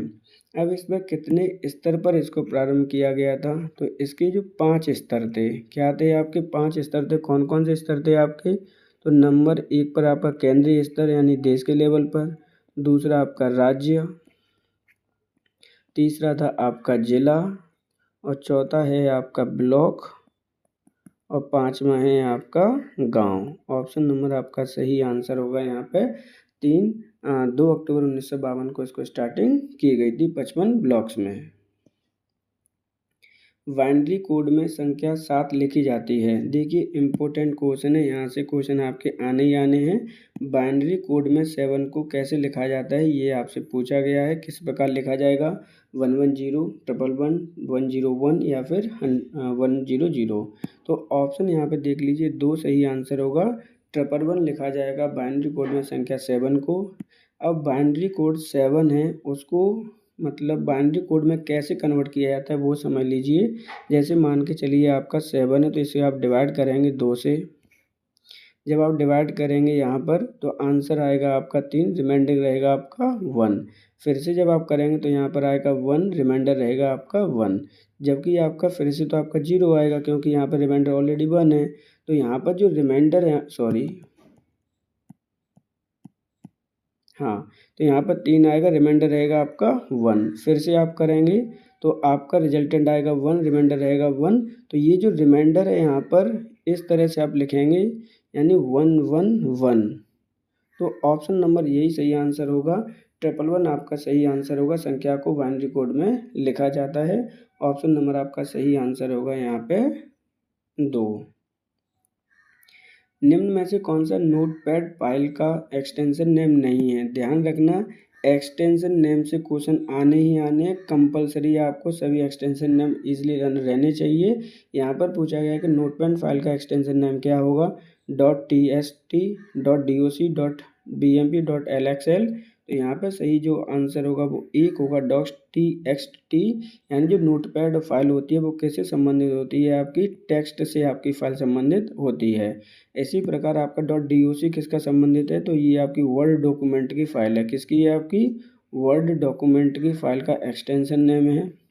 इसी प्रकार आपकी .xlx किसका नाम है, तो ये आपका एक्सेल की फाइल का नाम है। ये बात आप ध्यान रखेंगे। इसी प्रकार .pptx किसका होता है, तो ये होता है पावर पॉइंट की फाइल का नाम। .jpg किसका होता है, तो ये होता है आपकी जो फोटोग्राफिक फाइल्स होती हैं उनका होता है। ये 3 तो आपको रहने चाहिए। .pptx PowerPoint, .xlx Excel file, .ttx Notepad और .doc Word document. Option number आपका सही आंसर होगा 1। 2026 में आई शिखर सम्मेलन का आयोजन किस देश में किया जाएगा। यहाँ पर देखिए जी, आई नहीं है, क्या है यहाँ पे, AI है। क्या है, आर्टिफिशियल इंटेलिजेंस का शिखर सम्मेलन कहाँ पर आयोजित किया जाएगा, ये क्वेश्चन आपसे पूछा गया है। कब, 2026 में। फ्रांस, रूस, अमेरिका या भारत। इम्पोर्टेंट इसलिए है क्योंकि इसका जो आयोजन है भारत में किया जाएगा 2026 में। जबकि 2025 में आयोजन कहाँ पे किया गया है, तो 2025 में आयोजन किया गया है इसका पेरिस में। और पेरिस में कहाँ की राजधानी है, पेरिस, तो ये राजधानी है आपकी फ्रांस की। इंडिया का नेतृत्व करता कौन थे, तो मोदी जी इस मीटिंग में गए हुए थे। ध्यान रखना, इम्पोर्टेंट क्वेश्चन है। 2026 में इसके जो आयोजन है किस देश में किया जाना है, भारत में किया जाएगा। कंप्यूटर से रिलेटेड क्वेश्चन है, तो वहाँ से आपके 15 मार्क्स के क्वेश्चन आने ही आने हैं, इसलिए हमने करंट अफेयर्स को भी इसमें मेंशन किया हुआ है। ऑप्शन नंबर आपका 4 सही आंसर होगा। AI का जो शिखर सम्मेलन है 2026 में भारत में किया जाएगा। फरवरी 2025 में किस कंपनी ने प्रोजेक्ट वाटर वर्थ शुरू करने की घोषणा की है। देखिए कंपनी का नाम पूछा गया, प्रोजेक्ट क्या है, वाटर वर्थ। तो ऑप्शन नंबर आपका सही आंसर होगा मेटा, माइक्रोसॉफ्ट, गूगल या फिर सैमसंग। तो ऑप्शन नंबर सही आंसर होगा 1, फेसबुक, यानी मेटा ने इसकी घोषणा की है। अब मेटा को किस नाम से जानते थे, पहले अपन फेसबुक के नाम से जानते थे। फेसबुक का ही नाम क्या है आज के समय, मेटा है। ऑप्शन नंबर आपका सही आंसर होगा 1। जो मेटा ने प्रारंभ किया है प्रोजेक्ट वाटरवर्थ, इसका उद्देश्य क्या है वो समझ लीजिए। जो इसका उद्देश्य है केबल नेटवर्क को विस्तार करना है। कहाँ पर, समुद्र में आपका विस्तार करना है, बिछाना है किसको, केबल नेटवर्क को। अब कितना बिछाना है, तो ये बिछाना है इसको 50 किलोमीटर, कितना है, सॉरी 50,000 किलोमीटर तक केबल नेटवर्क इसको स्थापित करना है। कितनी गहराई होगी उसकी जो गहराई होगी, डेप्थ होगी, वो 7,000 मीटर की गहराई होगी, डेप्थ होगी। उसके अंतर्गत इसको बिछाना है। कब तक बिछाना है, तो इसको बिछाना है 2030 तक, ऐसी इन्होंने घोषणा की है। एक एक पॉइंट टू पॉइंट फिर से समझ लीजिए, जिससे कि आप इजीली इसको लर्न कर पाएँ। फरवरी 2025 में किस कंपनी ने प्रोजेक्ट वाटरवर्क शुरू किया है? तो मेटा ने घोषणा की है। मेटा को किस नाम से जानते हैं? तो मेटा को जानते हैं फेसबुक के नाम से। इसको पूर्ण करने की जो घोषणा की है, कब तक पूर्ण करने की घोषणा की है? 2030 तक। कितनी गहराई तक बिछाया जाएगा? तो 7000 मीटर की गहराई पर बिछाया जाएगा। कितने किलोमीटर नेटवर्क बिछाना है? 50,000 किलोमीटर तक नेटवर्क बिछाना है। ऑप्शन नंबर आपका सही आंसर होगा एक, मेटा का ये प्रोजेक्ट है। आधार स्वशासन किस मंत्रालय ने लॉन्च किया है? इलेक्ट्रॉनिक एवं सूचना प्रौद्योगिकी मंत्रालय, गृह मंत्रालय, पंचायती राज मंत्रालय या फिर ग्रामीण विकास मंत्रालय। तो यहाँ पर जो आपका दे रखा है आधार स्वशासन पोर्टल है, ये क्या है? आपका एक पोर्टल है। तो पोर्टल किस मंत्रालय के द्वारा प्रारंभ किया गया है? ऑप्शन नंबर एक सही आंसर होगा इलेक्ट्रॉनिक एवं सूचना प्रौद्योगिकी मंत्रालय ने। इसका उद्देश्य क्या है? जो उद्देश्य है इसका, जो आपका आधार कार्ड होता है उसकी ऑथेंटिकेशन यानी प्रमाणीकरण को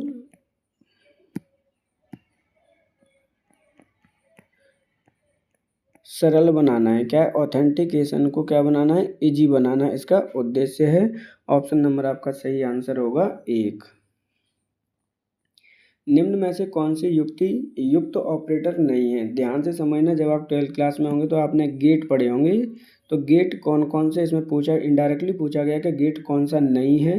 एडीडी, एंड, नॉट और। तो ऑप्शन नंबर एक सही आंसर होगा आपका एडीडी। आपका क्या है? गेट नहीं है। एंड गेट भी हमने 12th में पढ़ा है, नॉट भी पढ़ा है और भी पढ़ा हुआ है। इनसे मिलकर ही आपके जैसे नॉर गेट बनता है, नैंड गेट बनता है, इस तरह के आपके गेट बनते हैं, लेकिन एडीडी गेट कोई भी नहीं बनता। ऑप्शन नंबर आपका सही आंसर होगा एक, एडीडी। सूचना प्रौद्योगिकी को संदर्भ में नई उपयोगी जानकारी प्राप्त करने के लिए पहले से मौजूद बड़े डेटाबेस की जांच की प्रक्रिया को क्या कहा जाता है? सिम्युलेटिंग, रिसोर्सिंग, माइनिंग या फिर हैविंग। देखिए क्वेश्चन को ध्यान से समझना। यहाँ पर आपसे पूछा गया कि मान के चलिए कि पहले से ही आप पर बहुत ढेर सारा क्या है? डाटा अवेलेबल है, लेकिन आपको उसमें से उपयोगी जानकारी प्राप्त करनी है। ऐसी प्रक्रिया को क्या कहते हैं? तो उसे कहते हैं माइनिंग करना। ऑप्शन नंबर आपका 3 सही आंसर होगा।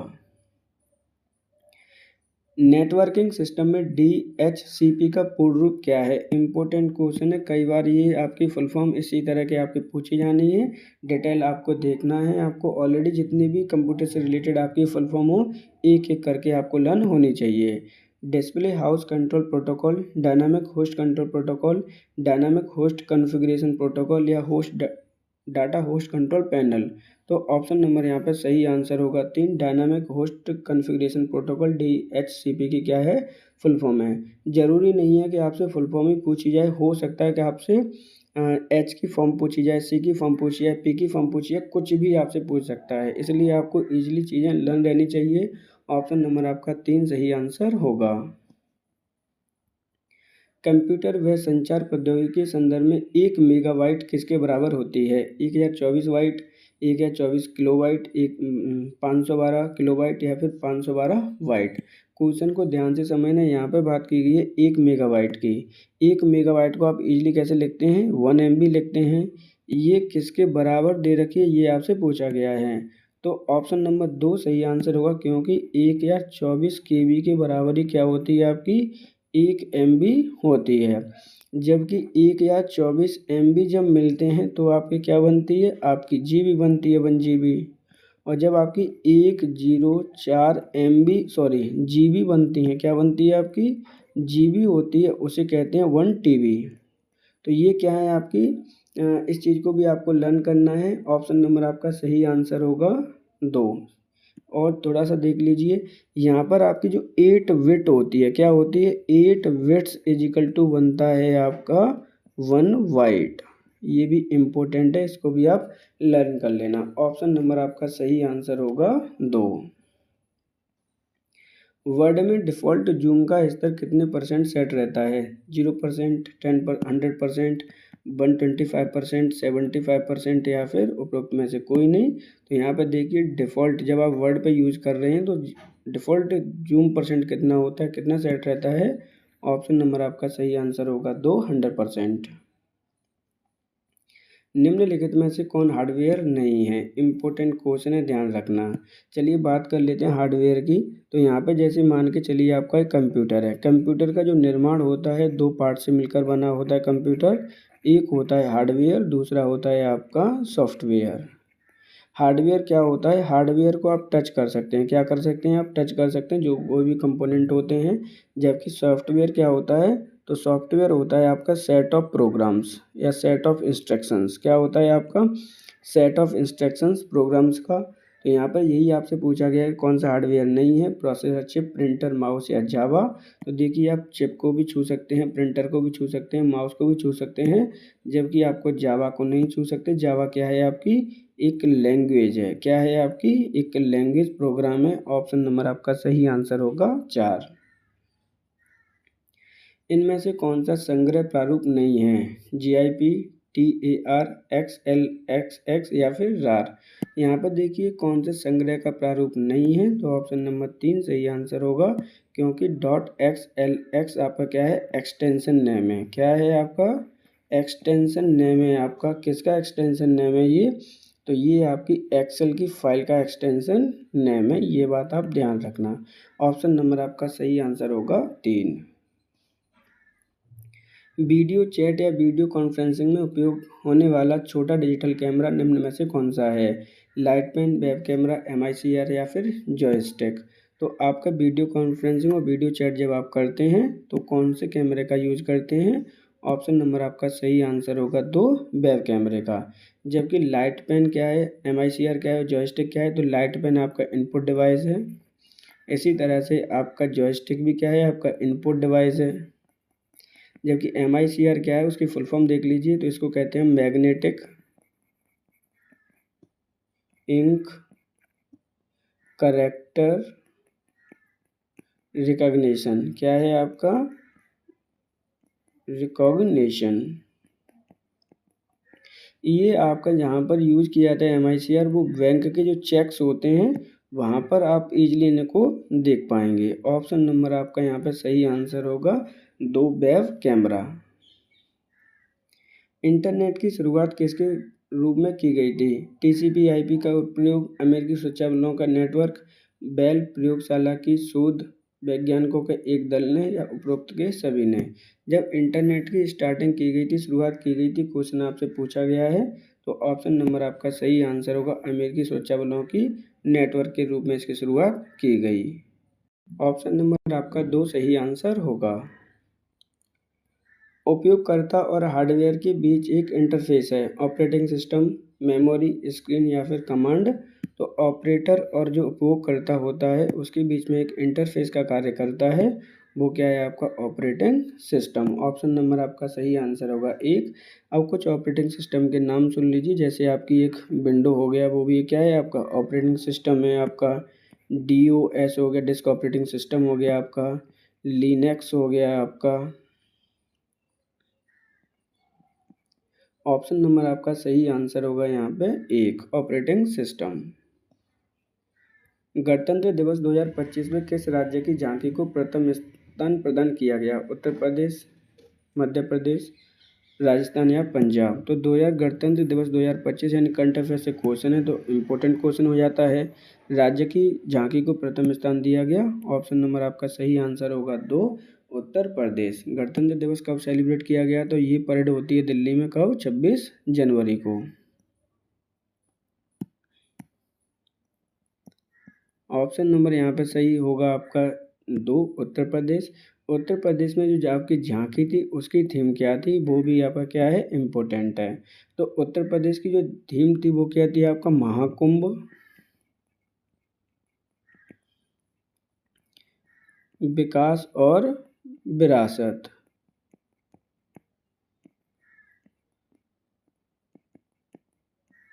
यहाँ पे 2025 कर लेना। ऑप्शन नंबर आपका सही आंसर होगा 2, उत्तर प्रदेश। उत्तर प्रदेश के निम्नलिखित जिलों में किस में जनगणना 2011 के अनुसार निम्नतम साक्षरता दर अंकित की गई है? मैनपुरी, बदायूं, बहराइच या फिर श्रावस्ती। क्वेश्चन को ध्यान से समझना। यहाँ पे पूछा गया किस जिले में आपकी जनगणना 2011 के अनुसार निम्नवत क्या है? साक्षरता दर है। तो ऑप्शन नंबर आपका सही आंसर होगा 4, श्रावस्ती की सबसे कम है। क्या है आपकी लिटरेसी सबसे कम है, जबकि मैक्सिमम कहाँ की है, तो वो है आपकी गौतम बुद्ध नगर की। लेकिन मैं ऑल ओवर लिटरेसी की बात करूँ अपने उत्तर प्रदेश की, तो यहाँ पर आपकी 60 ऑल ओवर कितनी है, लगभग 60 पॉइंट समथिंग है आपकी। ध्यान रखना, इसको थोड़ा सा देख लेना आप अपने अकॉर्डिंग। ऑल ओवर जो इसकी लिटरेसी है वो 67.72% है। एक एक पॉइंट आपको ध्यान रखना, कोई भी आपसे पूछी जा सकती है। जबकि मेल की कितनी है, तो मेल की जो लिटरेसी है वो 77.3%, जबकि आपकी जो फीमेल्स होती हैं उनकी कितनी है, तो उनकी है आपकी 57.2%। ऑल ओवर ये आपको भी लर्न करना है, क्योंकि इस तरह के क्वेश्चन आपसे पूछे ही जाते हैं। एक इम्पोर्टेंट फैक्टर और है, इसकी वृद्धि कितनी हुई है 2001 से लेकर 2011 में, तो इसकी जो वृद्धि हुई है लिटरेसी की वो 11.36% की क्या हुई है, इंक्रीमेंट हुआ है 2001 से लेकर 2011 के बीच में। क्वेश्चन में पूछा गया था कि किस जिले की सबसे कम लिटरेसी है, तो वो है आपकी श्रावस्ती की। ऑप्शन नंबर आपका सही आंसर होगा 4। सबसे ज़्यादा किसकी है, गौतम बुद्ध नगर की है। अब बात कर लेते हैं श्रावस्ती की कितनी है मोस्टली, तो आपकी 46.74% है श्रावस्ती की, जबकि गौतम बुद्ध नगर की कितनी है, तो ये है आपकी 80.12%। एक एक फैक्टर है आपको लर्न करना है। क्वेश्चन को दोबारा से समझ लीजिए। क्वेश्चन में पूछा गया था आपसे कि निम्नतम साक्षरता दर किस जिले की है, तो श्रावस्ती की है। ऑल ओवर आपकी जो लिटरेसी है यूपी की वो कितनी है, 67.72%, क्योंकि यहाँ से क्वेश्चन आपके आने ही आने हैं। मेल की 77.3%, फीमेल की 57.2%। इंक्रीमेंट हुआ है आपका एक दशक में 11.362% का, जबकि श्रावस्ती की मिनिमम थी कितनी है आपकी 46.74%। ऑप्शन नंबर आपका 4 सही आंसर होगा। निम्नलिखित में से कौन सम्मिलित नहीं है, यहाँ पर क्वेश्चन में आपसे पूछा गया है कौन सा सम्मिलित नहीं है। जिला 76, नगर निगम 70, लोकसभा सीट आपकी 80, राज्यसभा सीट आपकी कितनी है 30। तो ऑप्शन नंबर आपका सही आंसर होगा आपका 4। यहाँ पर 30 सीटें नहीं है, कितनी है आपकी 31 है। क्वेश्चन को ध्यान से समझना। अगर आपका जिला वाला अगर आपको क्वेश्चन गलत लग रहा है, जैसे मान के चलिए कि जिले कितने हैं, मोस्टली लोग कह रहे हैं कि 75 हैं, लेकिन जो आपका 76 जिला है योगी सरकार ने अनाउंस किया है वो क्या है आपका कुंभ नगरी, जहाँ पर आपका कुंभ लगा हुआ था उस नगरी को ही 76 जिला आपका घोषित किया गया है योगी सरकार के द्वारा। चलिए अब एमएलए की सीट देख लीजिए, क्योंकि एमएलए इम्पोर्टेंट है। एमएलए की ऑल ओवर कितनी है आपकी सीट, नंबर ऑफ सीट, तो एमएलए की सीट है आपकी 403, जबकि एमएलसी की कितनी है अपने यूपी में, तो एमएलसी की सीट है आपकी 100। ये भी आपको लर्न करना है। ऑप्शन नंबर आपका सही आंसर होगा 4। राज्यसभा की सीटें 30 नंबर कितनी है आपकी 31 है। कल्प योजना का संबंध किससे है, इम्पोर्टेंट योजना है, कई बार यूपीपीसीएस प्री एग्जाम में पूछी गई है। प्राथमिक शिक्षा, उच्च शिक्षा, माध्यमिक शिक्षा या फिर प्राविधिक शिक्षा। तो कल्प योजना का जो संबंध है वो है आपका ऑप्शन नंबर 1 प्राथमिक शिक्षा से। उत्तर प्रदेश में किसान भाई, यहाँ पे आप चेंज कर लेना इसको, क्या है ये आपका किसान भाई है। क्वेश्चन आना ही आना है, ध्यान रखना। तो किसान भाई योजना की शुरुआत उत्तर प्रदेश में किस वर्ष को की गई, 1989, 1954, 1992 या 2001। तो ऑप्शन नंबर आपका सही आंसर होगा 1992 में इसकी शुरुआत की गई। इसकी शुरुआत करने का जो रीज़न था या उद्देश्य था वो क्या है इसके पीछे, वो भी समझ लीजिए, क्योंकि वो ज़्यादा इम्पोर्टेंट है। वही योजना का मतलब होता है आपके डॉक्यूमेंट से, क्या है आपके डॉक्यूमेंट, यानी जो आपके फार्मर्स हैं उनको डॉक्यूमेंट ओरिजिनल प्रदान करना कि कौन सी ज़मीन किसकी है, कौन से नंबर की है, कहाँ पर कितनी ज़मीन किसकी है, उसको प्रदान करना क्या है किसान वही योजना का लक्ष्य था। इसकी शुरुआत आपकी 1992 में की गई। ऑप्शन नंबर आपका सही आंसर होगा 3। भारतीय चारागाह व चारा अनुसंधान संस्थान स्थित है? वहीराज, झांसी, रांची या फिर पटना? इम्पोर्टेंट क्वेश्चन है, कई बार आपका पूछा गया है। भारतीय चारागाह एवं चारा अनुसंधान संस्थान कहाँ पे स्थित है? ऑप्शन नंबर आपका सही आंसर होगा आपका 2, झांसी में। झांसी इम्पोर्टेंट क्यों है वो समझ लीजिए। जैसे भारत के 2 कॉरिडोर हैं आपके, क्या है कॉरिडोर है, ईस्ट टू वेस्ट है, नॉर्थ टू साउथ है। तो इन 2 कॉरिडोर को कहाँ पे कट करते हैं, ये क्वेश्चन भी कई बार आया हुआ है। तो वो आपके झांसी में ही कट करते हैं, इसलिए इस क्वेश्चन को यहाँ पे मेंशन हमने किया है। इम्पोर्टेंट फैक्टर है, कई बार ये क्वेश्चन आ चुका है। ऑप्शन नंबर आपका सही आंसर होगा 2, झांसी।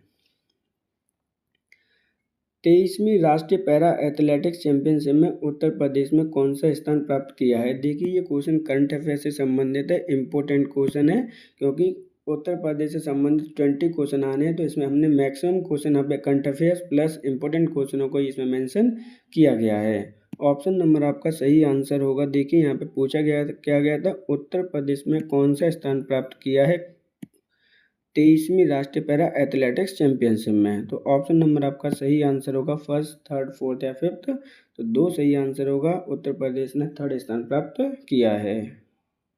बात कर लेते हैं राष्ट्रीय पैरा एथलेटिक्स चैंपियनशिप की। तो इसका जो आयोजन है वो कहाँ पे किया गया है? तो आयोजन किया गया है, क्योंकि क्वेश्चन आपसे पूछा जा सकता है, तमिलनाडु में इसका आयोजन किया गया है। जबकि फर्स्ट रैंक किसकी है, सेकंड किसकी है और थर्ड पे तो अपना यूपी है ही है। तो आपका जो फर्स्ट रैंक है वो तमिलनाडु ने गेन की है।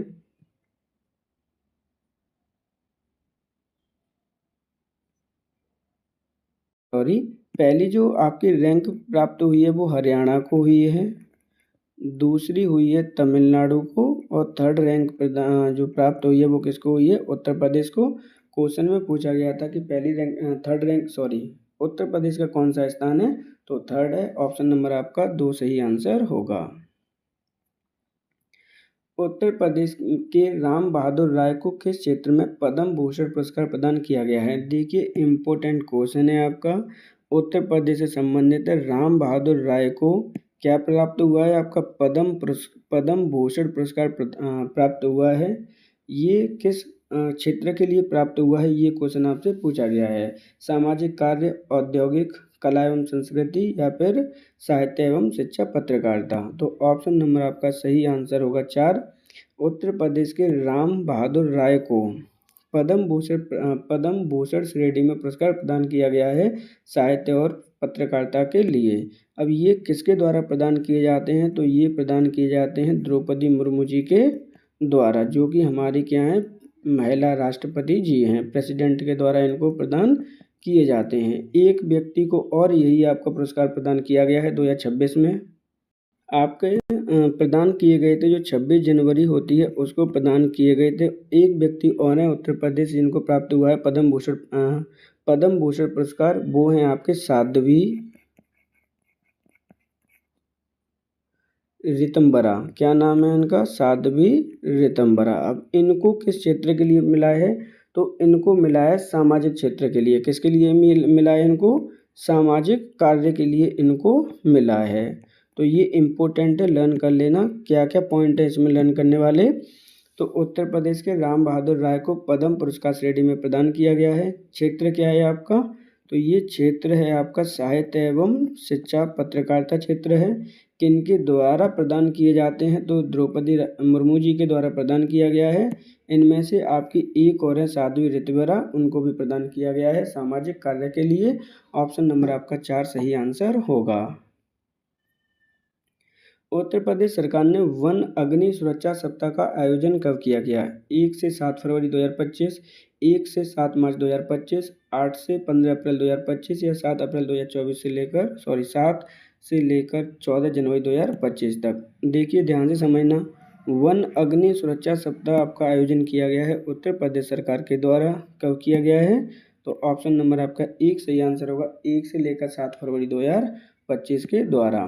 उद्देश्य क्या है? तो ऑलरेडी इसमें एग्जिस्ट करता है उद्देश्य कि आपके जो फॉरेस्ट हैं उनको प्रोटेक्ट करना है। क्या करना है? फॉरेस्ट को प्रोटेक्ट करना है। किससे प्रोटेक्ट करना है? आपकी जो फायर से करना है। ऑप्शन नंबर आपका सही आंसर होगा एक से लेकर 7 फरवरी 2025 को यह सप्ताह सुरक्षा आयोजन किया गया। जनवरी 2025 को कुंभवाड़ी चैनल का लोकार्पण किसने किया? योगी आदित्यनाथ, नरेंद्र मोदी, अमित शाह या फिर द्रौपदी मुर्मू। क्वेश्चन को ध्यान से समझना। जनवरी 2025 में प्रारंभ किया गया है। क्या प्रारंभ किया गया है? आपका एक चैनल का नाम है कुंभवाड़ी चैनल। लोकार्पण किसने किया? ऑप्शन नंबर 1 सही आंसर होगा योगी आदित्यनाथ ने।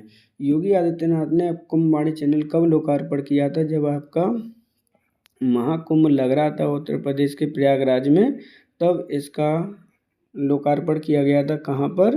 प्रयागराज में। एक एक पॉइंट इम्पोर्टेंट है, कहीं से भी कोई भी क्वेश्चन आ सकता है। आपका ये कब स्टार्ट हुआ था? तो 13 जनवरी से लेकर आपका 26 फरवरी तक इसका आयोजन किया गया था। कहाँ पर किया गया था? तो गंगा और यमुना के संगम पर। ये क्वेश्चन इम्पोर्टेंट है, यहाँ से क्वेश्चन आपके पूछे ही जाएंगे।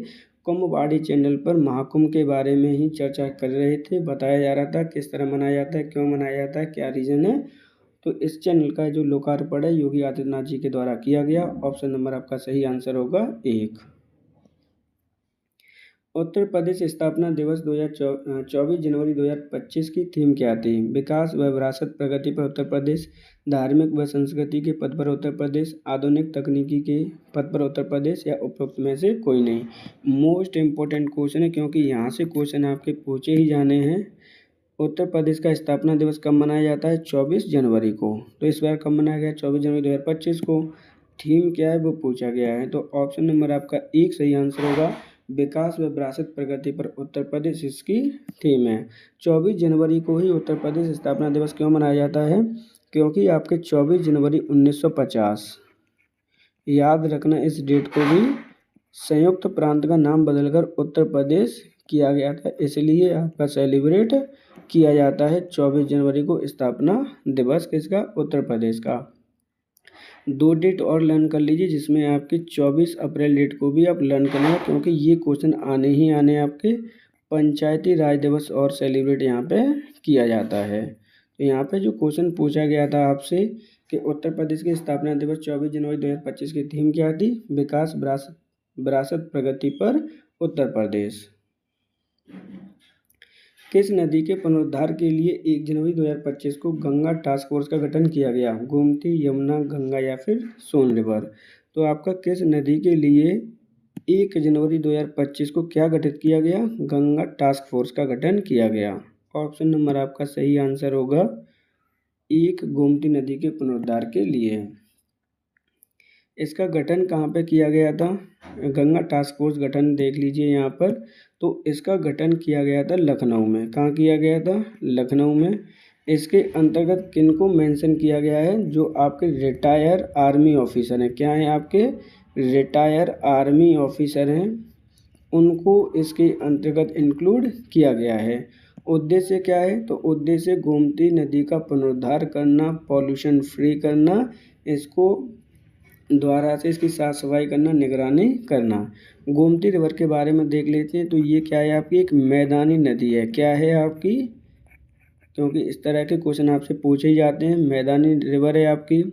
दूसरा पॉइंट है, इसका जो उद्गम हुआ है वो क्या है? फूलर लेक से हुआ है। किससे हुआ है?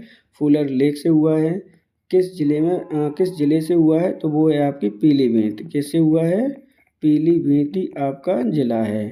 एक इम्पोर्टेंट फैक्टर और है इसके बारे में, जो लखनऊ जिला है आपका इसी नदी के किनारे पर बसा हुआ है। ऑप्शन नंबर आपका सही आंसर होगा 1, गोमती नदी के पुनरुद्धार के लिए 1 जनवरी 2025 को गंगा टास्क फोर्स का गठन किया गया।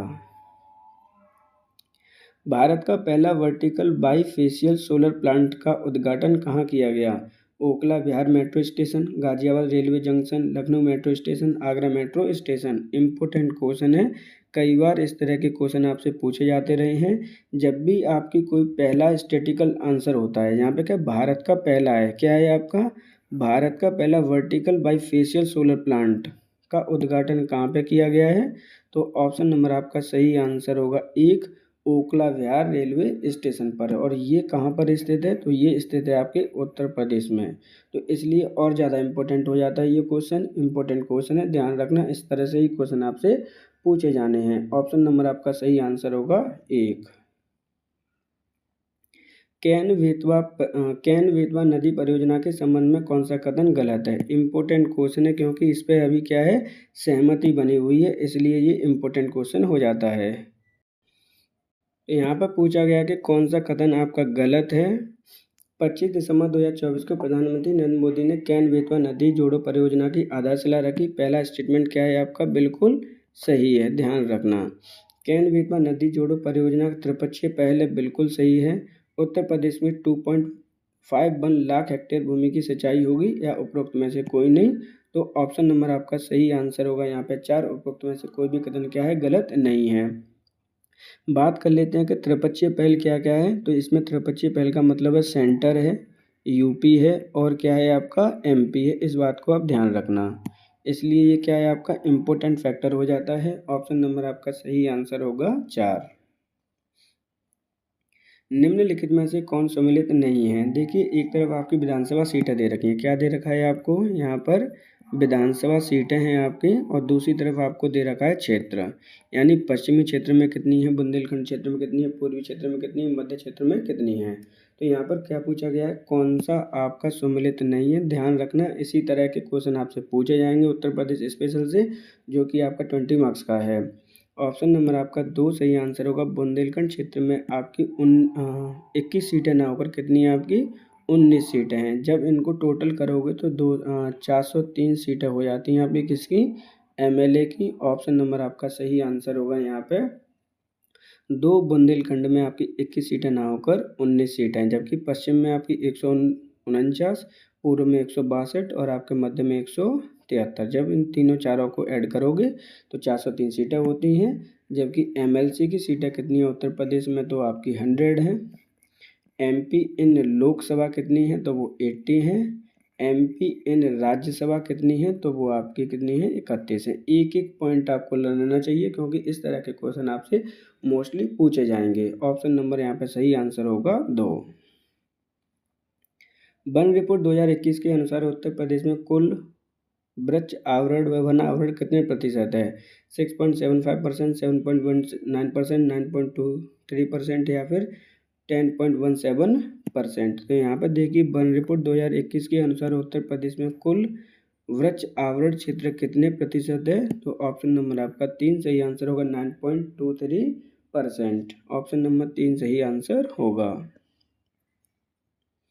निम्नलिखित में से कौन सा एक युग्म सम्मिलित नहीं है? इम्पोर्टेंट क्वेश्चन है, यहाँ से क्वेश्चन आपके आने ही आने। एक जो योजना है आपकी जो स्टार्ट की गई थी 24 जनवरी 2018 में, कौन सी योजना स्टार्ट की गई थी? तो वो है आपकी ओडी, यानी वन डिस्ट्रिक्ट वन प्रोडक्ट जो योजना है। यहाँ से क्वेश्चन आपके आने ही आने, इम्पोर्टेंट योजना, ध्यान रखना। यहाँ पे पूछा गया था कि कौन सम्मिलित नहीं है? मुरादाबाद पीतल नगरी, प्रतापगढ़ कालीन, बरेली फर्नीचर, सहारनपुर कागज। तो यहाँ पे देखिए ध्यान से, क्वेश्चन नंबर आपका सही आंसर होगा 2। प्रतापगढ़ कालीन के लिए नहीं, जबकि कालीन के लिए क्या जाना जाता है आपका भदोही। तो इसलिए ऑप्शन नंबर आपका सही आंसर होगा आपका 2। निम्नलिखित में से कौन सा कथन गलत है? स्टेटमेंट आपका देख लीजिए। राज्य का प्रथम नागरिक राज्यपाल होता है, बिल्कुल सही बात है। जिले का प्रथम नागरिक जिलाधिकारी होता है। भारत के कुल क्षेत्रफल का 7.33% उत्तर प्रदेश का है, या उपरोक्त में से कोई नहीं? तो ऑप्शन नंबर आपका 2 आंसर हो जाएगा, क्योंकि ये स्टेटमेंट क्या है आपका गलत है। जिले का प्रथम जो नागरिक माना जाता है वो कौन माना जाता है? आपका मेयर माना जाता है। तो इसलिए ये क्वेश्चन क्या हो जाएगा आपका गलत हो जाएगा, क्योंकि यहाँ पे जो मेयर होगा वो सही आंसर होगा। ऑप्शन नंबर आपका सही आंसर होगा 2।